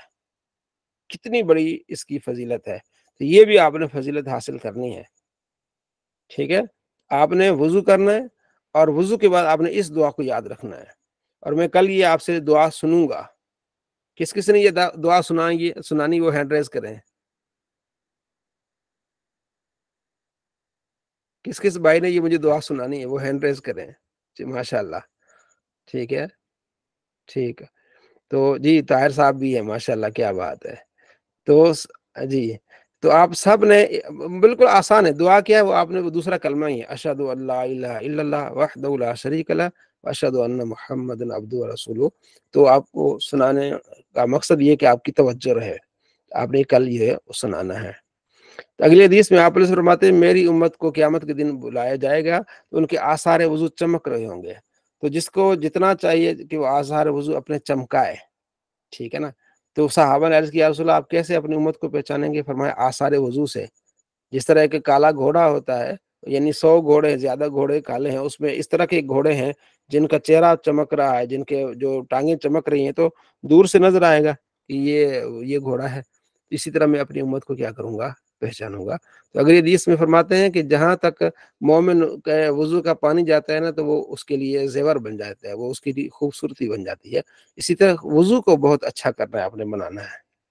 ٹھیک ہے جی. صلی اللہ علیہ محمد صلی اللہ علیہ وسلم. اگلی حدیث میں ہے کہ جب بندہ منہ دھوتا ہے، وہی پچھلے ہم حدیث پڑھے ہیں کہ جیسے کلی کرتا ہے تو اللہ تبارک و تعالیٰ وہ سارے گناہ اس کے دھو دیتا ہے. وہ حدیث ہم نے پڑھی ہے. اب اگلا جو باب ہے وہ بہت اہم ہے. وہ کیا ہے؟ اب یہ فضیلت والا باب تھا، اب مسائل والا باب ہے. باب ما یوجب الوضو، وہ کون سی چیزیں جس کی وجہ سے وضو کرنا واجب ہو جاتا ہے، وضو کرنا کیا ہوتا ہے؟ لازمی ہوتا ہے. اب یہ مسائل آپ نے کیا کرنے ہیں؟ یاد رکھنے ہیں. ٹھیک ہے جی. آپ علیہ السلام فرماتے ہیں لا تقبل الصلاۃ من احدث حتی یتوضا، اس آدمی کی نماز قبول نہیں ہوتی جو بے وضو ہوتا ہے، یہاں تک وضو نہ کر لے. تو وضو کرنا نماز کے لیے لازمی ہے، بغیر وضو کے نماز قبول نہیں ہے، اور جو حرام مال سے صدقہ دے گا وہ صدقہ قبول نہیں ہے، اس حدیث میں ہے، آپ علیہ السلام فرماتے ہیں۔ اب مسئلہ کیا ہے؟ حضرت علی فرماتے ہیں کہ مجھے قطرے آتے تھے، تو مجھے حیا آئی کہ میں آپ علیہ السلام سے پوچھوں، اس لیے کہ آپ علیہ السلام کی بیٹی وہ فاطمہ میرے گھر میں ہے، تو میں نے اپنے دوست مقداد سے کہا کہ نبی علیہ السلام سے پوچھو، یعنی قطرے آتے ہیں تو اسے وضو کرنا ہوتا ہے یا غسل کرنا ہوتا ہے؟ تو آپ علیہ السلام فرماتے ہیں کہ شرم کو دھو لے، وضو کر لے۔ یعنی بعض اوقات یہ ہوتا ہے کہ میاں بیوی آپس میں کھیلتے ہیں، باتیں کرتے ہیں تو قطرے نکل آتے ہیں، تو فرمایا اس سے کیا ہوتا ہے؟ اس سے آپ کو غسل کرنا نہیں ہوتا، اس سے آپ کو صرف وضو کرنا ہوتا ہے۔ ٹھیک ہے جی۔ اگلی حدیث میں ہے کہ جو آگ سے پکی چیز کھائی جائے تو اسے وضو ہوتا ہے، تو نیچے لکھا ہے کہ یہ منسوخ ہے، کیونکہ اگلی حدیثوں میں آتا ہے کہ آپ علیہ السلام نے جو ہے وہ گوشت کھایا بکری کا، تو آپ علیہ السلام نے نماز پڑھی اور وضو نہیں کیا۔ ٹھیک ہے جی۔ جابر بن سمرہ کہتے ہیں کہ آپ علیہ السلام سے کسی نے سوال کیا کہ ہم بکری کا گوشت کھاتے ہیں تو اس کے بعد ہم وضو کر لیں؟ فرمایا مرضی کر لو، نہ کرو۔ پھر انہوں نے پوچھا کہ کیا ہم اونٹ کا گوشت کھاتے ہیں پھر ہم وضو کر لیں یا؟ تو آپ فرماتے ہیں کہ کر لو وضو۔ اور پھر کہا کہ ہم بکریوں کے بارے میں نماز پڑھیں یا نہ پڑھیں؟ فرمایا پڑھ لو۔ پھر پوچھا کہ ہم اونٹوں کے بارے میں نماز پڑھیں؟ فرمایا نہیں، اونٹوں کے بارے میں نماز نہیں پڑھنی۔ اب اس میں دو چیزیں، ایک وضو کے بارے میں، ایک نماز کے بارے میں۔ تو بکری کا گوشت کھا کے وضو کرنا اور اونٹ کا نہ کرنا، اور اونٹ کا گوشت کھا کے وضو کرنا مستحب ہے۔ یہ حکم ہے، یہ کیا ہے؟ مستحب ہے، کیونکہ اس سے اس میں چکناہٹ ہوتی ہے۔ ٹھیک ہے، ایک تو معنی یہ ہے۔ دوسرا اس کا معنی یہ ہے کہ منہ دھونا، کلی کرنا، اس کو بھی وضو کہتے ہیں۔ منہ دھویا، ہاتھ دھوئے، منہ دھویا، کلی کی اس کو۔ ٹھیک ہے، تو ویسے گوشت کھانے سے وضو نہیں ٹوٹتا، اونٹ کا گوشت کھانے سے، لیکن وضو کرنا اس میں چکناہٹ ہوتی ہے تو یہ بہتر ہے۔ دوسرا جو مسئلہ ہے وہ یہ ہے کہ بکریوں کے بارے میں آپ نماز پڑھ سکتے ہیں تو اونٹوں کے بارے میں آپ نماز نہیں پڑھ سکتے۔ اس کی وجہ یہ ہے کہ بکری جو ہے نا وہ شرارتی جانور نہیں ہے، اونٹ مست جانور ہے۔ اونٹ مستی میں آتا ہے تو وہ رسی توڑا دیتا ہے، تو ایک بندہ نماز پڑھا ہوگا تو اس کو خطرہ ہے، نقصان ہو سکتا ہے اس کو مستی میں آ کے نا۔ آپ نے شاید دیکھا ہو، اونٹ جب مستی میں آتا ہے نا، اس کی زبان یہاں تک نکل آتی ہے، بڑ بڑ بڑ بڑ کرتا ہے، خاص طور پر سردیوں میں، کیونکہ ہم نے اونٹ چرائے ہیں، میں نے سواری بھی کی اونٹوں پر، ہم نے اونٹ بھی رکھے ہوئے تھے، تو میں کافی جانتا ہوں۔ تو اونٹ بڑا مست جانور ہوتا ہے، اس لیے وہاں نماز نہ پڑھیں گے۔ جو بکری ہے بیچاری، اس نے کیا کرنا ہے، وہ اگر وہ رسی توڑا کے بھی آ گئی کہیں سے، اتنا نقصان نہیں پہنچائے گی۔ اچھا، لوگوں نے یہاں سے ایک حدیث ہے مسلم میں، اس میں صرف یہ ہے کہ آپ علیہ السلام فرماتے ہیں کہ بکری کے باڑے میں آپ نماز پڑھ سکتے ہیں۔ تو کل میں نے اس پر ویڈیو بھی بنائی تھی، ٹک ٹاک پہ ڈالی تھی، تو کسی نے کہا کہ اس سے یہ ثابت ہوا کہ بکری کی مینگنیاں پاک ہیں اور بکری کا پیشاب پاک ہے۔ لو جی، کہ آپ علیہ السلام نے فرمایا کہ تم بکری کے باڑے میں نماز پڑھ سکتے ہو، تو انہوں نے اس سے یہ ثابت کیا کہ بکری کا پیشاب بھی پاک ہے اور بکری کی مینگنیاں بھی پاک ہیں۔ تو میں نے کہا آپ کا یہ جو کہنا ہے کہ جناب جن جانوروں کا گوشت کھایا جاتا ہے ان کا پیشاب بھی پاک ہے اور ان کی مینگنیاں بھی پاک ہیں، آپ نے اس سے حدیث سے یہ ثابت کیا ہے، مجھے آپ بتائیں کہ اونٹ کا جانور جو ہے اس کا گوشت نہیں کھایا جاتا؟ اونٹ کا گوشت کھایا جاتا ہے، تو پھر آپ علیہ السلام نے اونٹ کے باڑے میں نماز پڑھنے سے کیوں منع کیا؟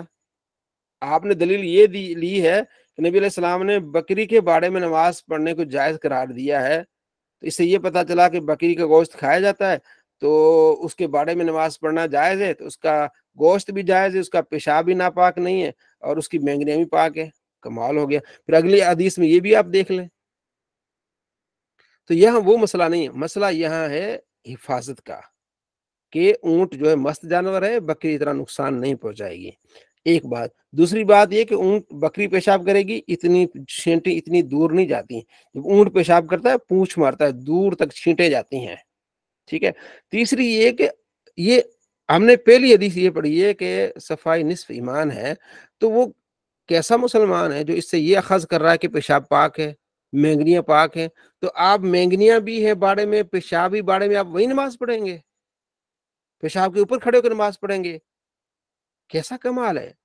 تو باڑے میں نماز پڑھنے کا مقصد یہ ہے کہ مومن نے، مسلمان نے الگ ایک جگہ بنائی ہوتی ہے، ایک مصلی بنایا ہوتا ہے، وہاں مصلی، اس کے وہاں بکریاں نہیں آتی، وہاں اس نے لکڑیاں ڈالی ہوتی ہیں یا اس نے اوپر جگہ بنائی ہوتی ہے، اس پہ کھڑے ہو کے نماز پڑھتا ہے.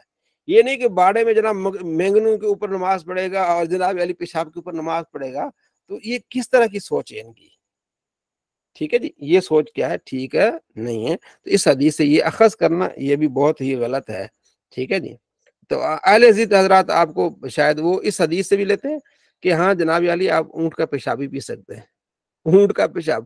وہ ایک اورائنا قبیلے کے لوگ آئے تھے نبی علیہ السلام کی بارگاہ میں، تو مسلمان ہوئے تھے، تو ان کو بیماری لگ گئی. تو آپ علیہ السلام فرمایا کہ جاؤ اونٹوں کا دودھ بھی پیو اور ان کا پیشاب بھی پیو. تو انہوں نے ایسا ہی کیا، دودھ بھی پیا، پیشاب بھی کیا. وہ مست ہو گئے، خراب ہو گئے، ٹھیک ہو گئے صحت، لیکن دماغی طور پر خراب ہوئے. اور انہوں نے جو آپ علیہ السلام کا جو اونٹوں پر رکھوالا تھا اس کو شہید کر دیا. اونٹ لے گئے، پھر ان کو پکڑا گیا اور ان کی آنکھوں میں سلائیاں ڈالی گئی، ان کو مارا گیا. سمجھ آ گئی؟ تو محدثین کہتے ہیں کہ وہ نبی صلی اللہ علیہ وسلم نے اس لیے ان کو فرمایا تھا کہ وہ ان کا علاج ہی اونٹوں کے پیشاب سے تھا. یہ اللہ کے نبی جانتے ہیں. ٹھیک ہے نا؟ تو اب اس سے یہ اخذ کرنا کہ اونٹوں کا پیشاب پاک ہے اور ان کی مہنگنیاں پاک ہے، یہ کمال کی چیز ہے. یہ وہی خود سمجھ سکتے ہیں. تو ہم اس کو نجاست کہتے ہیں. اونٹ جو جانور جو گوشت جن کا کھایا جاتا ہے نا، گائے ہے، بھینس ہے، بکری ہے، ان کا پیشاب نجاست خفیفہ ہے. دو قسمیں، نجاست غلیظہ کی اور نجاست خفیفہ. یہ آپ نے پڑھا ہوگا، میں اس کو دہرا رہا ہوں. نجاست خفیفہ اور نجاست غلیظہ. نجاست خفیفہ یہ ہوتی ہے کہ آپ کا یہ بازو ہے تو اس کے آپ کے 3 حصے آپ اس کو کر لیں. جو تیسرے حصے سے کم میں اگر نجاست لگی ہے نا تو اس سے آپ نماز پڑھ سکتے ہیں اس کپڑے سے. ٹھیک ہے؟ نجاست خفیف ایسے کرے، یعنی کہ پیشاب اگر بھینس یوں پوچھ مارے اور آپ کے کپڑوں پر آ کے اس کے چھینٹے لگے تو آپ کے کپڑے نماز کے لیے ناکارہ نہیں ہے، اس سے آپ نماز پڑھ سکتے ہیں.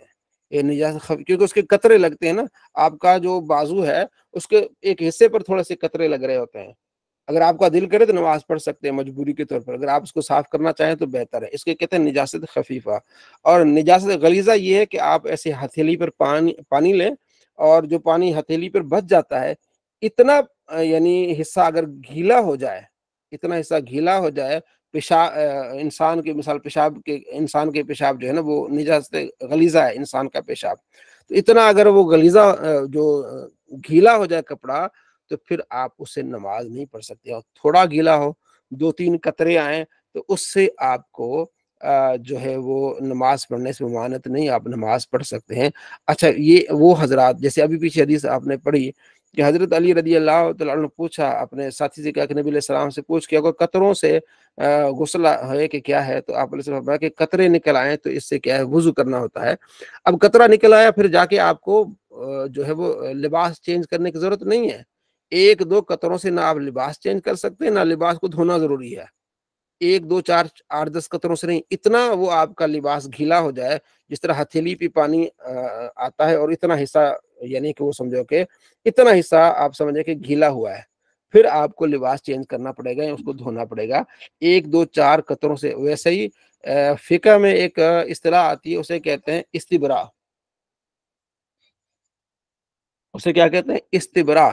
استبراء کا معنی یہ ہوتا ہے کہ جب آپ پیشاب کرتے ہیں تو اس کے بعد آپ کو کھڑے ہونا چاہیے، تھوڑا سا کرنا چاہیے، چلنا چاہیے. جو رگوں میں پیشاب ہوتا ہے وہ نکل جاتا ہے. ٹھیک ہے جی. تو پھر اس کے بعد آپ وضو کرتے ہیں تو اچھی طرح سے آپ کی نماز ہوتی ہے. تو ان قطروں سے دوبارہ آپ کو وضو کرنا نہیں ہے. اچھا، ایک اور غلط فہمی میں آپ کو عرض کر لوں. اکثر ہمارے بھائیوں میں غلط فہمی یہ ہوتی ہے کہ ہوا خارج ہونے کے ساتھ پھر وہ کیا کرتے ہیں، وہ استنجا کرتے ہیں. تو ہوا خارج ہونے کے ساتھ استنجا نہیں لازمی، کرنا بھی نہیں ہے. اور اکثر یہ ہوتا ہے کہ جب پیشاب کرتے ہیں نا، چھوٹا پیشاب کرتے ہیں تو بڑا استنجا کر دیتے ہیں. اس میں ضرورت نہیں بڑے استنجے کی، صرف آپ نے جس شرمگاہ سے آپ نے پیشاب کیا ہے اس کو دھونا ہے. تو یہ میں نے ایک بزرگ تھے، وہ بھی انہوں نے کہا جی میں ہوا خارج ہو گئی تو میں استنجا کر کے، میں نے کہا وہ ہوا خارج ہونے کے ساتھ استنجا نہیں ہوتا. ٹھیک ہے؟ اور چھوٹا پیشاب کیا تو صرف شرمگاہ کو دھونا ہے، بڑا استنجا نہیں کرنا. ٹھیک ہے جی. تو یہ چیزیں جو ہے وہ بہت اہم ہیں، جو اکثر لوگ نہیں پوچھتے شرم کے مارے ہیں، اور پھر ساری زندگی جو ہے نا وہ اس طرح وہ ہوتا رہتا ہے مسئلہ. میں خود بڑا استنجا کرتا تھا میں جب چھوٹا تھا، تو جب میں پڑھتا تھا تو میں نے ایک مرتبہ دیکھا کہ ہمارے استاد صاحب وضو کر رہے ہیں اور وضو کرتے ہوئے ان کی ہوا خارج ہو گئی اور اس کی آواز ہم نے بھی سن لی، تو انہوں نے دوبارہ وضو کر لیا۔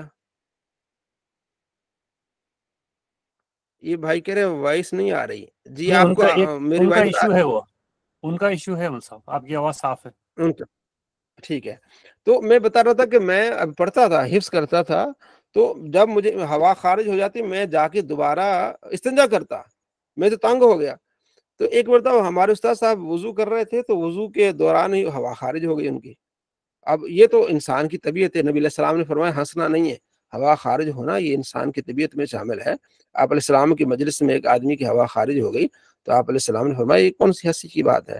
تو استادوں کی ہوا خارج ہو گئی، تو میں اس قریب ہی کھڑا ہوا تھا، تو انہوں نے استنجا ہی نہیں کیا، دوبارہ وضو کرنا شروع کر دیا۔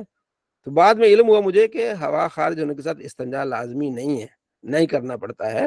تو یہ چیزیں سیکھنے سے بہت ساری ہمیں معلوم ہو جاتی ہیں، آپ سیکھیں گے، آپ آگے بتائیں گے کہ یہ چیزیں بہت سارے لوگ شرم کی وجہ سے نہیں پوچھ رہے ہوتے، لیکن یہ بات۔ اگلی حدیث بھی اسی بارے میں، آپ نے فرمایا اذا وجد احدکم فی بطنی شیئا، آدمی اپنے پیٹ میں کوئی گڑبڑ پاتا ہے، فاشکل علیہ، اور اس پر مشکل ہے کہ پتہ نہیں اخرج منہ شیئا ام لا، اس کے جسم سے کوئی چیز نکلی ہے کہ نہیں نکلی، فلا یخرجن من المسجد، مسجد سے نہ نکلے حتی یسمع صوتا او یجد ریحا، یہاں تک کہ آواز سنے یا جو ہے وہ ہوا خارج ہو جائے، پھر وہ یعنی یقینی طور پر ہو تب وہ مسجد چھوڑے، یعنی وہ جا کے وضو کرے۔ ٹھیک ہے جی۔ اگلے حدیث میں کہ آپ علیہ السلام نے دودھ پی اور کیا کیا، آپ نے کلی کی تاکہ اس کی چکناہٹ جو ہے وہ دور ہو جائے۔ آپ صلی اللہ تعالیٰ علیہ وآلہ وسلم نے صبح کی نماز اچھا یہ بریدہ سے روایت ہے کہ آپ علیہ السلام نے فتح یوم یعنی فتح مکہ کے دن آپ نے ایک وضو سے 5 نمازیں پڑھی اور سر کا اپنا موضوع پر مسح بھی کیا۔ تو عمر نے کہا یا رسول اللہ یہ کیا کیا ہے؟ تو آپ نے فرمایا میں نے جان بوجھ کے یہ کیا ہے۔ تو ایک وضو سے کی نمازیں پڑھ سکتے ہیں اور موضوع پر مسح کا حکم وہ بھی آپ اس میں جائز ہے۔ اچھا، آپ نے ستو کھایا اس کے بعد آپ نے وضو نہیں کیا، تو یہ اس پچھلی والی روایت کا ہے کہ آپ صلی اللہ علیہ وسلم جو آگ پر پکی ہوئی چیز کھاتے تھے اس کے بعد وضو کرنا لازمی نہیں ہے۔ لا وضو الا من صوت اور ریح، کہ وضو اس وقت لازمی ہے جب ہوا آ جائے یا ہوا خارج ہو جائے، یعنی آواز سے ہوا آ جائے انسان کے جسم سے نکلے، ٹھیک ہے، تو اس وقت کیا ہے وہ وضو کرنا ہوتا ہے۔ ٹھیک ہے، آگے مزی اور منی۔ مزی ہوتا ہے کہ قطرہ نکلا جائے جب میاں بیوی آپس میں کھیلتے ہیں تو اس سے وضو ہوتا ہے۔ منی یہ ہوتا ہے کہ شرم گاہ سے کود کے پانی نکلے، میاں بیوی جب ملتے ہیں تو منی سے غسل ہوتا ہے، مزی سے کیا ہے وضو کرنا ہوتا ہے۔ آپ علیہ سے فرماتے ہیں نماز کی ابتدا ہے پاکی سے، اور اس کی تحریم اللہ اکبر کہنا یعنی ابتدا، اور اس کے نماز کے اختتام کیا کرنا ہے السلام علیکم۔ اس حدیث میں یہ ہے۔ اگلی حدیث میں ہے اذا فصا احدکم، جب تم میں سے کوئی ہوا نکلے، ٹھیک ہے، تو پھر وہ بندہ جا کے وضو کرے۔ تو اب اس میں 2 چیزیں ہوتی ہیں، ایک ہوا نکلنا ہوتا ہے آواز کے ساتھ انسان کے جسم سے، ایک ہوا نکلنا ہوتا ہے بغیر آواز کے۔ تو مجھے ابھی تک یاد ہے کچھ عرصہ پہلے ایک بندے نے یہ روایت پیش کی تھی، مجھے کسی نے بھائی نے بھیجی کہ یار ایک بندے نے یہ کہا ہے کہ جب تک اونچی آواز سے اونچی آواز سے ہوا کا پتہ نہ چلے یا بو کا پتہ نہ چلے تو وضو نہیں ٹوٹتا۔ سوری یہ آگے چلا گیا، میں پیچھے جاتا ہوں 6۔ ٹھیک ہے، میں جو ابھی پیچھے آپ کو میں نے حدیث سنائی ہے نا، یہ کسی نے مجھے حدیث کچھ عرصہ پہلے بھیجی تھی، یہ والی حدیث کہ وضو نہیں ہے مگر آواز سے اور ہوا خارج ہونے کے ساتھ۔ یا آواز سے یعنی ایک ہوتا ہے نا، ایک آواز نکلتی جسم سے انسان کی شرمگاہ سے پچھلے سے، یا ہوا خارج ہوتی ہے اس کی بھی آواز ہوتی ہے۔ تو انہوں نے یہ حدیث پیش کی تھی بھئی جب ایسی ہوا نکلے جس میں آواز نہ ہو تو اس میں سے وضو کرنا لازمی نہیں ہوتا۔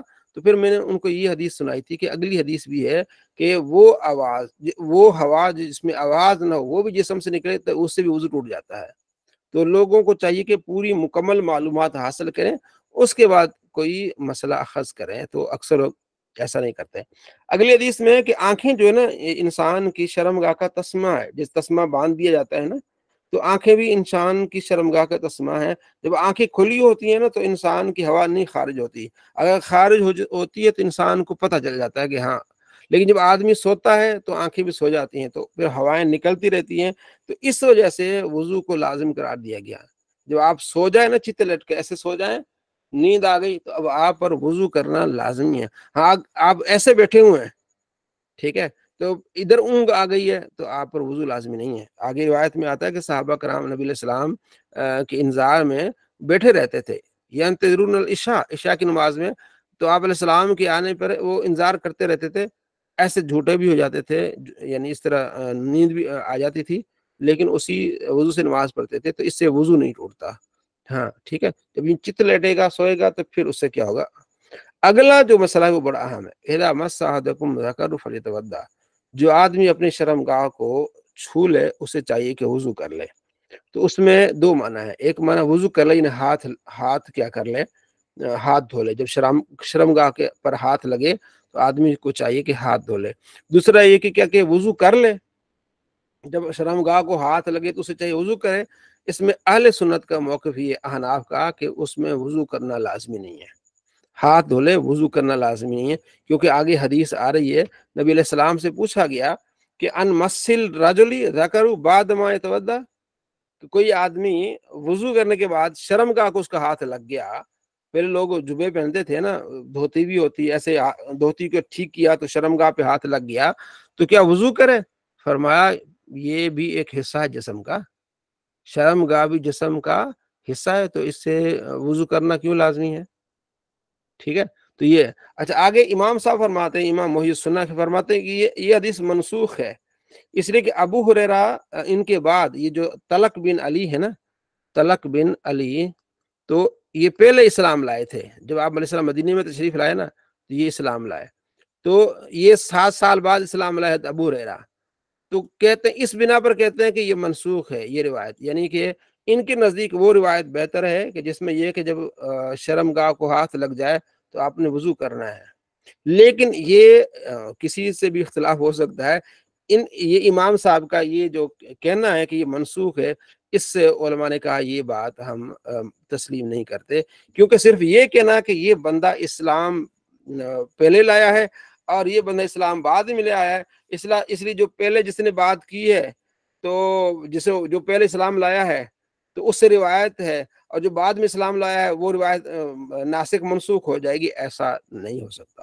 کیونکہ اب دیکھیں نا، حضرت طلق بن علی جو ایمان اسلام لائے ہیں پہلی ہجری میں، حضرت ابو ہریرہ اسلام لائے ہیں 7ویں ہجری میں، اب اس میں کنفرم نہیں ہے کہ یہ بات انہوں نے کب سنی ہے، طلق بن علی فوت نہیں ہوئے تھے نبی علیہ السلام کے ہوتے ہوئے، ایسا نہیں ہوتا، یہ بھی تو ہو سکتا ہے کہ حضرت ابو ہریرہ نے 7ویں ہجری میں یہ حدیث سنی ہو، پیچھے والی حدیث، اور طلق بن علی نے 8ویں ہجری میں یہ حدیث سنی ہو، اس لحاظ سے تو یہ پچھلی والی روایت منسوخ ہو جائے گی، جس میں یہ کہ جب آدمی شرمگاہ کو چھو لے تو وضو کرے، اب اس میں یہ کہ شرمگاہ کو چھونے سے وضو نہیں ہوگا، تو یہ کہنا کہ پہلے اسلام لایا تو یہ قابل قبول نہیں ہے۔ تو یہ محدثین احناف بھی یہی کہتے ہیں کہ شرمگاہ کو ہاتھ لگنے سے وضو نہیں ٹوٹتا، دھو لینا بہتر ہے، لیکن اس قانون سے جو امام صاحب نے نیچے لکھا ہے قانون، اس سے یہ امام صاحب شافعی ہیں، تو شوافع کا یہ مذہب ہے کہ شرمگاہ کے ساتھ ہاتھ لگنے سے وضو ٹوٹ جاتا ہے، بلکہ وہ یہ بھی کہتے ہیں کہ عورت کو ہاتھ لگ جائے تب بھی کیا ہو جاتا ہے، وضو ٹوٹ جاتا ہے، وہ آگے روایتیں آ رہی ہیں، اس بارے میں بھی ہمارا موقف یہ ہے کہ عورت کو ہاتھ لگنے سے، اپنی بیوی کو چھونے سے، یعنی کس کرنے سے بھی وضو نہیں ٹوٹتا، یہ ہمارا موقف ہے۔ ان کا موقف ہے کہ ٹوٹ جاتا ہے، ان کے پاس اپنے دلائل ہے، ہمارے پاس ٹھوس دلائل ہے، ٹھیک ہے جی۔ اچھا اگلی روایت میں ہے کہ آپ علیہ السلام فرماتے جب شرمگاہ کو ہاتھ لگ جائے، اور اس وقت وضو جب شرمگاہ اور ہاتھ کے درمیان کپڑا نہ ہو، تو یہ بھی نہیں ہے، ٹھیک ہے نا، تو وہ پچھلی والی روایت ہی قابل قبول ہے کہ وہ بھی جسم کا حصہ، ہاتھ لگ جائے تو کوئی اس میں ایسا نہیں ہے۔ اچھا ٹھیک ہے جی۔ آپ علیہ السلام حضرت عائشہ کہتی ہیں کہ کان النبی یقبل بعض ازواجہ ثم یصلی ولا یتوضا، آپ علیہ السلام اپنی ازواج میں سے کسی کو بوسہ بھی لے لیتے تھے، اس کے بعد نماز پڑھتے تھے، وضو نہیں کرتے تھے، اس کے بعد نماز پڑھ لیتے، وضو نہیں کرتے تھے، ٹھیک ہے۔ تو اگلی روایتوں کو آپ دیکھیے گا کہ کچھ میں ہے کہ جو ہے نا وہ صحابہ کہتے ہیں کہ وضو کرنا بہتر ہے، لیکن نبی علیہ السلام کا فرمان کیا ہے کہ وضو نہیں ہے، ٹھیک ہے۔ تو اچھا یہ جو روایت ہے کہ آپ علیہ السلام نے جو ہے وہ دستی ایک بکری کا جو اگلی جو حصہ ہوتا ہے نا بازو، اس کو کہتے ہیں دستی، آپ علیہ السلام نے کھائی اور اس کے بعد آپ نے نماز پڑھی، آپ نے وضو نہیں کیا، تو آپ نے بھنا ہوا گوشت کھایا۔ تو اس میں یہ کہ جو حدیث ہے کہ جو پکی ہوئی آگ پر چیز ہے اس پر وضو ہو جاتا ہے، تو یہ روایت اس کو منسوخ کر دیتی ہیں۔ اب ہماری آخری فصل ہے آج کی، الفصل الثالث، ٹھیک ہے، تو مسائل ہیں تو اس کو آپ نے یاد رکھنا ہے، ٹھیک ہو گیا۔ حضرت ابو رافع کہتے ہیں کہ آپ علیہ السلام میرے پاس تشریف لائے تو میرے گھر میں ہنڈیا میں کچھ گوشت پک رہا تھا، تو آپ علیہ السلام فرمایا کہ ابو رافع یہ کیا ہے؟ تو میں نے کہا کہ مجھے گوشت ملا ہے تحفے کے طور پر، تو اس کو پکا رہا ہوں۔ تو پھر میں نے پکا کے نبی علیہ السلام کی بارگاہ میں ایک دستی جو ہے نا وہ بکری کی پیش کی۔ بکری کی اگلی جو دو ٹانگیں ہوتی ہیں نا، تو ایک ٹانگ جو ہوتی ہے وہ دستی، دوسری یہ دستی اس کو بولتے ہیں، وہ بڑا مزیدار چیز ہوتی ہے، یعنی کہ وہ کھانے میں بڑی وہ اچھی ہوتی ہے، تو آپ علیہ السلام کی بہت پسند تھی۔ تو آپ علیہ السلام فرمایا کہ وہ دستی لے آ، تو حضرت ابو رافع وہ دستی لے آئے، آپ نے تناول فرمایا دوسری دستی لے آ، وہ دوسری دستی لے آئے، تو آپ علیہ السلام نے تناول فرمایا اور لے آ۔ تو ابو رافع کہتے ہیں کہ یا رسول اللہ 2 ہی دستیاں ہوتی ہیں، تو حضور نے فرمایا اگر تو لاتا رہتا دستیاں ختم نہ ہوتی، دستیاں ختم نہ ہوتی، تو یہ تو آپ علیہ السلام کا معجزہ ہے کہ وہ جتنی دستیاں لاتا وہ، تو پھر آپ نے وہ کھایا اور اس کے بعد آپ نے کلی کی اور آپ نے جو ہے وہ نماز پڑھی اور وضو نہیں کیا۔ تو اس میں یہ ثابت کیا کہ آگ پر پکی ہوئی چیز سے وضو نہیں ٹوٹتا اور دوبارہ وضو کرنے کی ضرورت نہیں ہوتی، ٹھیک ہے جی۔ حضرت عبداللہ بن عمر کہتے ہیں کہ جو آدمی اپنی عورت کو کس کر لے تو جو ہے وہ اس کے لیے وضو ہے، ٹھیک ہے۔ تو اب یہ اس کے لیے وضو ہے، اس کا ایک معنی یہ کہ وہ کلی کر لے، یا احتیاطاً دوبارہ وضو کر لے، بعض اوقات کسی کا قطرہ بھی نکل جاتا ہے جوش میں، تو اس کے لیے یہ ہے، مستحب ہے، لیکن فرض واجب نہیں ہے، کیونکہ ابھی پیچھے آپ نے پڑھا کہ آپ علیہ السلام کس کر کے اپنی زوجہ کو نماز کے لیے جاتے تھے، اب دوبارہ وضو نہیں کرتے تھے۔ ابن مسعود کا بھی یہی ہے کہ کوئی آدمی اپنی عورت کو جو ہے وہ بوسہ لے تو اس کے بعد وضو کرے، وضو سے یا مستحب وضو مراد ہے، فرض وضو نہیں ہوگا، کیونکہ نبی علیہ السلام نے ایسا نہیں کیا، ٹھیک ہے نا۔ تو یہاں احتیاطاً وہ عرض فرما رہے ہیں۔ اگلی حدیث میں بھی اسی طرح ہے۔ آگے جو روایت ہے کہ الوضو من کل دم سالن، تو جب جسم سے خون نکلے گا تو پھر آپ کو وضو کرنا پڑے گا۔ تو انہوں نے لکھا ہے کہ حدیث ضعیف ہے، لیکن ہمارے پاس صحیح روایات ہیں کہ آپ علیہ السلام فرماتے ہیں کہ اگر کسی کی نماز میں کوئی مسئلہ ہو جائے تو وہ ادھر ناک پہ ہاتھ رکھ کے چلا جائے، لوگوں کو یہ بتائے کہ میری نکسیر پھوٹی ہے۔ یہ مطلب ناک پہ ہاتھ رکھنے کا مطلب یہ نہیں کہ مجھے بو آ رہی ہے، ناک پہ ہاتھ رکھنے کا مطلب یہ کہ میری نکسیر پھوٹی ہے، اس لیے میں مسجد سے باہر جا رہا ہوں۔ تو یہ عام اصول تھا نبی علیہ السلام کے زمانے میں کہ جس کی ناک پھوٹتی تھی، ایسے ناک سے خون بہتا تھا تو ناک کو پکڑ لیتا تھا اور باہر چلا جاتا تھا، تو پتہ چلا کہ خون بہنے سے وضو ٹوٹ جاتا ہے۔ خون بہنے سے ہمارا موقف کیا ہے؟ خون بہنے سے وضو ٹوٹ جاتا ہے۔ اور ابو داؤد شریف کی ایک حدیث پیش کی جاتی ہے، 198 حدیث ہے، اس میں ایک واقعہ پیش کیا جاتا ہے۔ ذات الرقا ایک جو ہے نا وہ ایک غزوہ میں آپ علیہ السلام تشریف لے جا رہے تھے، تو کچھ صحابی تھے پہرے پہ آپ علیہ السلام نے لگائے تھے، تو ایک صحابی کو تیر لگا، تلاوت کر رہے تھے تو تیر لگا اور خون بہ رہا تھا، انہوں نے پوری رکعت مکمل کی، سلام پھیرا، پھر اپنے ساتھی کو اٹھایا، تو ساتھی نے کہا جیسے تمہیں تیر لگا تھا تم ویسے مجھے جگہ دیتے۔ انہوں نے کہا جی میں تلاوت کر رہا تھا ایک سورت کی، بڑے مجھے مزہ آ رہا تھا تو میں نے کہا اس کو مکمل کر کے پھر جو ہے نماز مکمل کروں۔ تو اس روایت سے وہ دلیل یہ لیتے ہیں کہ ان کو تیر لگا اور خون بہ رہا تھا تو انہوں نے نماز مکمل کی، تو اس سے ثابت ہوا کہ خون بہنے سے وضو نہیں ٹوٹتا۔ یہ جو ہے وہ اہل حدیث حضرات یا دیگر حضرات اس سے دلیل لیتے ہیں۔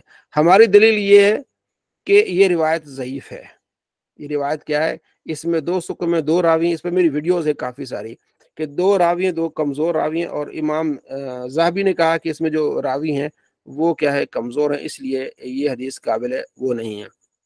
دوسرا، آپ علیہ السلام کا فرمان ہے کہ جب جو ہے وہ نقصیر پھوٹے یعنی اس طرح ہاتھ لگا کے آپ نے جانا ہے، تو یہ تو کنفرم ہو گیا نا کہ نقصیر پھوٹنے سے وضو ٹوٹ جاتا ہے۔ اور تیسری بات یہ ہے کہ السنن الکبریٰ للبیہقی، امام بہقی کی کتاب ہے السنن الکبریٰ، اس میں حضرت عبداللہ بن عمر کا قول ہے، بلکہ ان کا عمل ہے۔ تو وہ نماز پڑھ رہے تھے، نماز کے دوران ان کو نقصیر آئی تو آپ نے جا کے وضو کیا، نماز میں جا کے آپ نے وضو کیا۔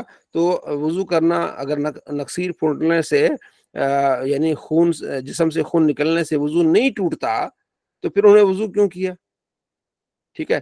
دوسری بات یہ کہ ان دو صحابہ نے جو ایک تیر لگا تو یہ بھی ہو سکتا ہے کہ ان کے اپنے ذہن میں ہو، اور نبی علیہ السلام کی رہنمائی جب ان کو ملی کہ آپ علیہ السلام نے فرمایا کہ نقصیر پھوڑنے سے وضو ٹوٹتا ہے، تو بعد میں ان کا وہ نظریہ چینج ہوا ہوگا، وہ ان کی اپنی تھی، اس میں نبی علیہ السلام کا فرمان نہیں تھا۔ اور دوسری بات یہ کہ ہمارے نزدیک وہ روایت ضعیف ہے 198 جو ابو داؤد شریف میں ہے، تو اس میں ہمارے پاس ٹھوس دلائل ہیں، بہت سارے تابعین کے اقوال ہیں اور بہت سارے صحابہ کے اقوال ہیں اور آپ صلی اللہ تعالیٰ علیہ وآلہ وسلم کا قول ہے۔ اچھا، وہ یہ کہتے ہیں کہ دیکھیں حضرت عمر رضی اللہ تعالیٰ عنہ ان کو زخمی کیا گیا تو آپ نے پھر نماز بھی پڑھی، اس کے بعد فجر کی نماز میں آپ کو زخمی کیا گیا نا، پھر آپ 2-3 دن بعد آپ شہید ہوئے۔ تو بات یہ ہے کہ جو زخمی ہوا ہے، حضرت عمر زخمی ہوئے، ان کا تو خون رکا ہی نہیں، وہ تو معذور ہے۔ معذور کے لیے آپ یہ نہیں کہہ سکتے کہ جناب علی اب وہ وضو کرے۔ معذور کے لیے کیا ہوتا ہے، ایک مرتبہ وضو کر لیا اس کے بعد خون بہہ بھی رہا ہے تو اس کے لیے دوبارہ یہ چیزیں نہیں ہیں۔ جیسے آپ کا کوئی بھی بھائی ہے، اس کو پیشاب کے قطرے ہیں، وہ آتے رہتے رکتے نہیں ہیں، بہت سارے دوست پوچھتے ہیں رکتے نہیں، 5 منٹ بھی نہیں رکتے ہیں، تو ان کا کیا طریقہ کار ہے؟ ان کو اسلام میں کیا ہے، آسانی ہے، ایک مرتبہ وضو کریں اور ظہر سے لے کر عصر تک جتنی چاہے نماز پڑھ سکتے اسی وضو سے، وہ معذور ہے۔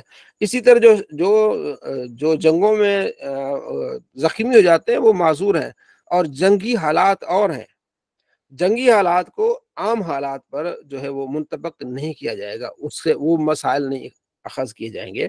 اس لیے ہمارا جو فقہی مسئلہ یہ ہے کہ خون بہنے سے وضو ٹوٹ جاتا ہے اور دوبارہ وضو کرنا پڑتا ہے، اور اسلام کی نفاست بھی اسی میں ہے۔ جب کہیں حادثہ پیش آتا ہے، 2-4 بندے شہید ہو جاتے ہیں اور خون بہتا ہے، تو آپ نے دیکھا ہوگا کہ وہاں ایک بو سی پھیل جاتی ہے، ٹھیک ہے، تو وہاں نماز پڑھنا مشکل ہوتا ہے۔ اور کبھی آپ نے دیکھا ہوگا خون کے ساتھ بندہ کیسے نماز پڑھ سکتا ہے، خون کی بو آ رہی ہے، چپچکاہٹ ہو رہی ہے، تو یہ بہت ساری چیزیں ہیں۔ تو اسلام تو نفاست والا دین ہے، کہیں بھی خون نکلے کوئی بھی چیز اس کو دھو کے آپ کیا کریں، نماز پڑھیں۔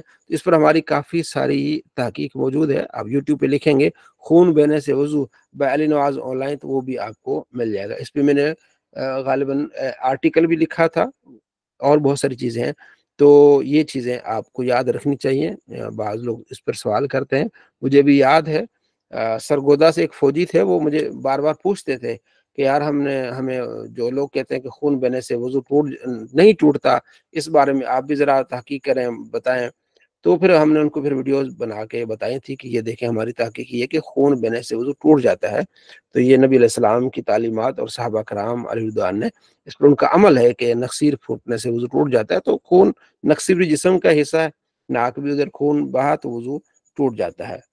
تو یہ آج ہمارا سبق تھا، اس میں بہت سارے آپ نے چیزیں سیکھیں، اور اس میں سے آپ کو وضو کے بہت سارے مسائل اور اس کے علاوہ جو ہے آپ نے علم کے بہت ساری چیزیں دیکھی۔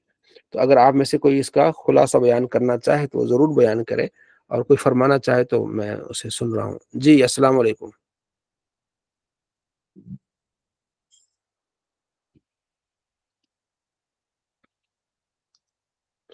جی ڈاکٹر صاحب۔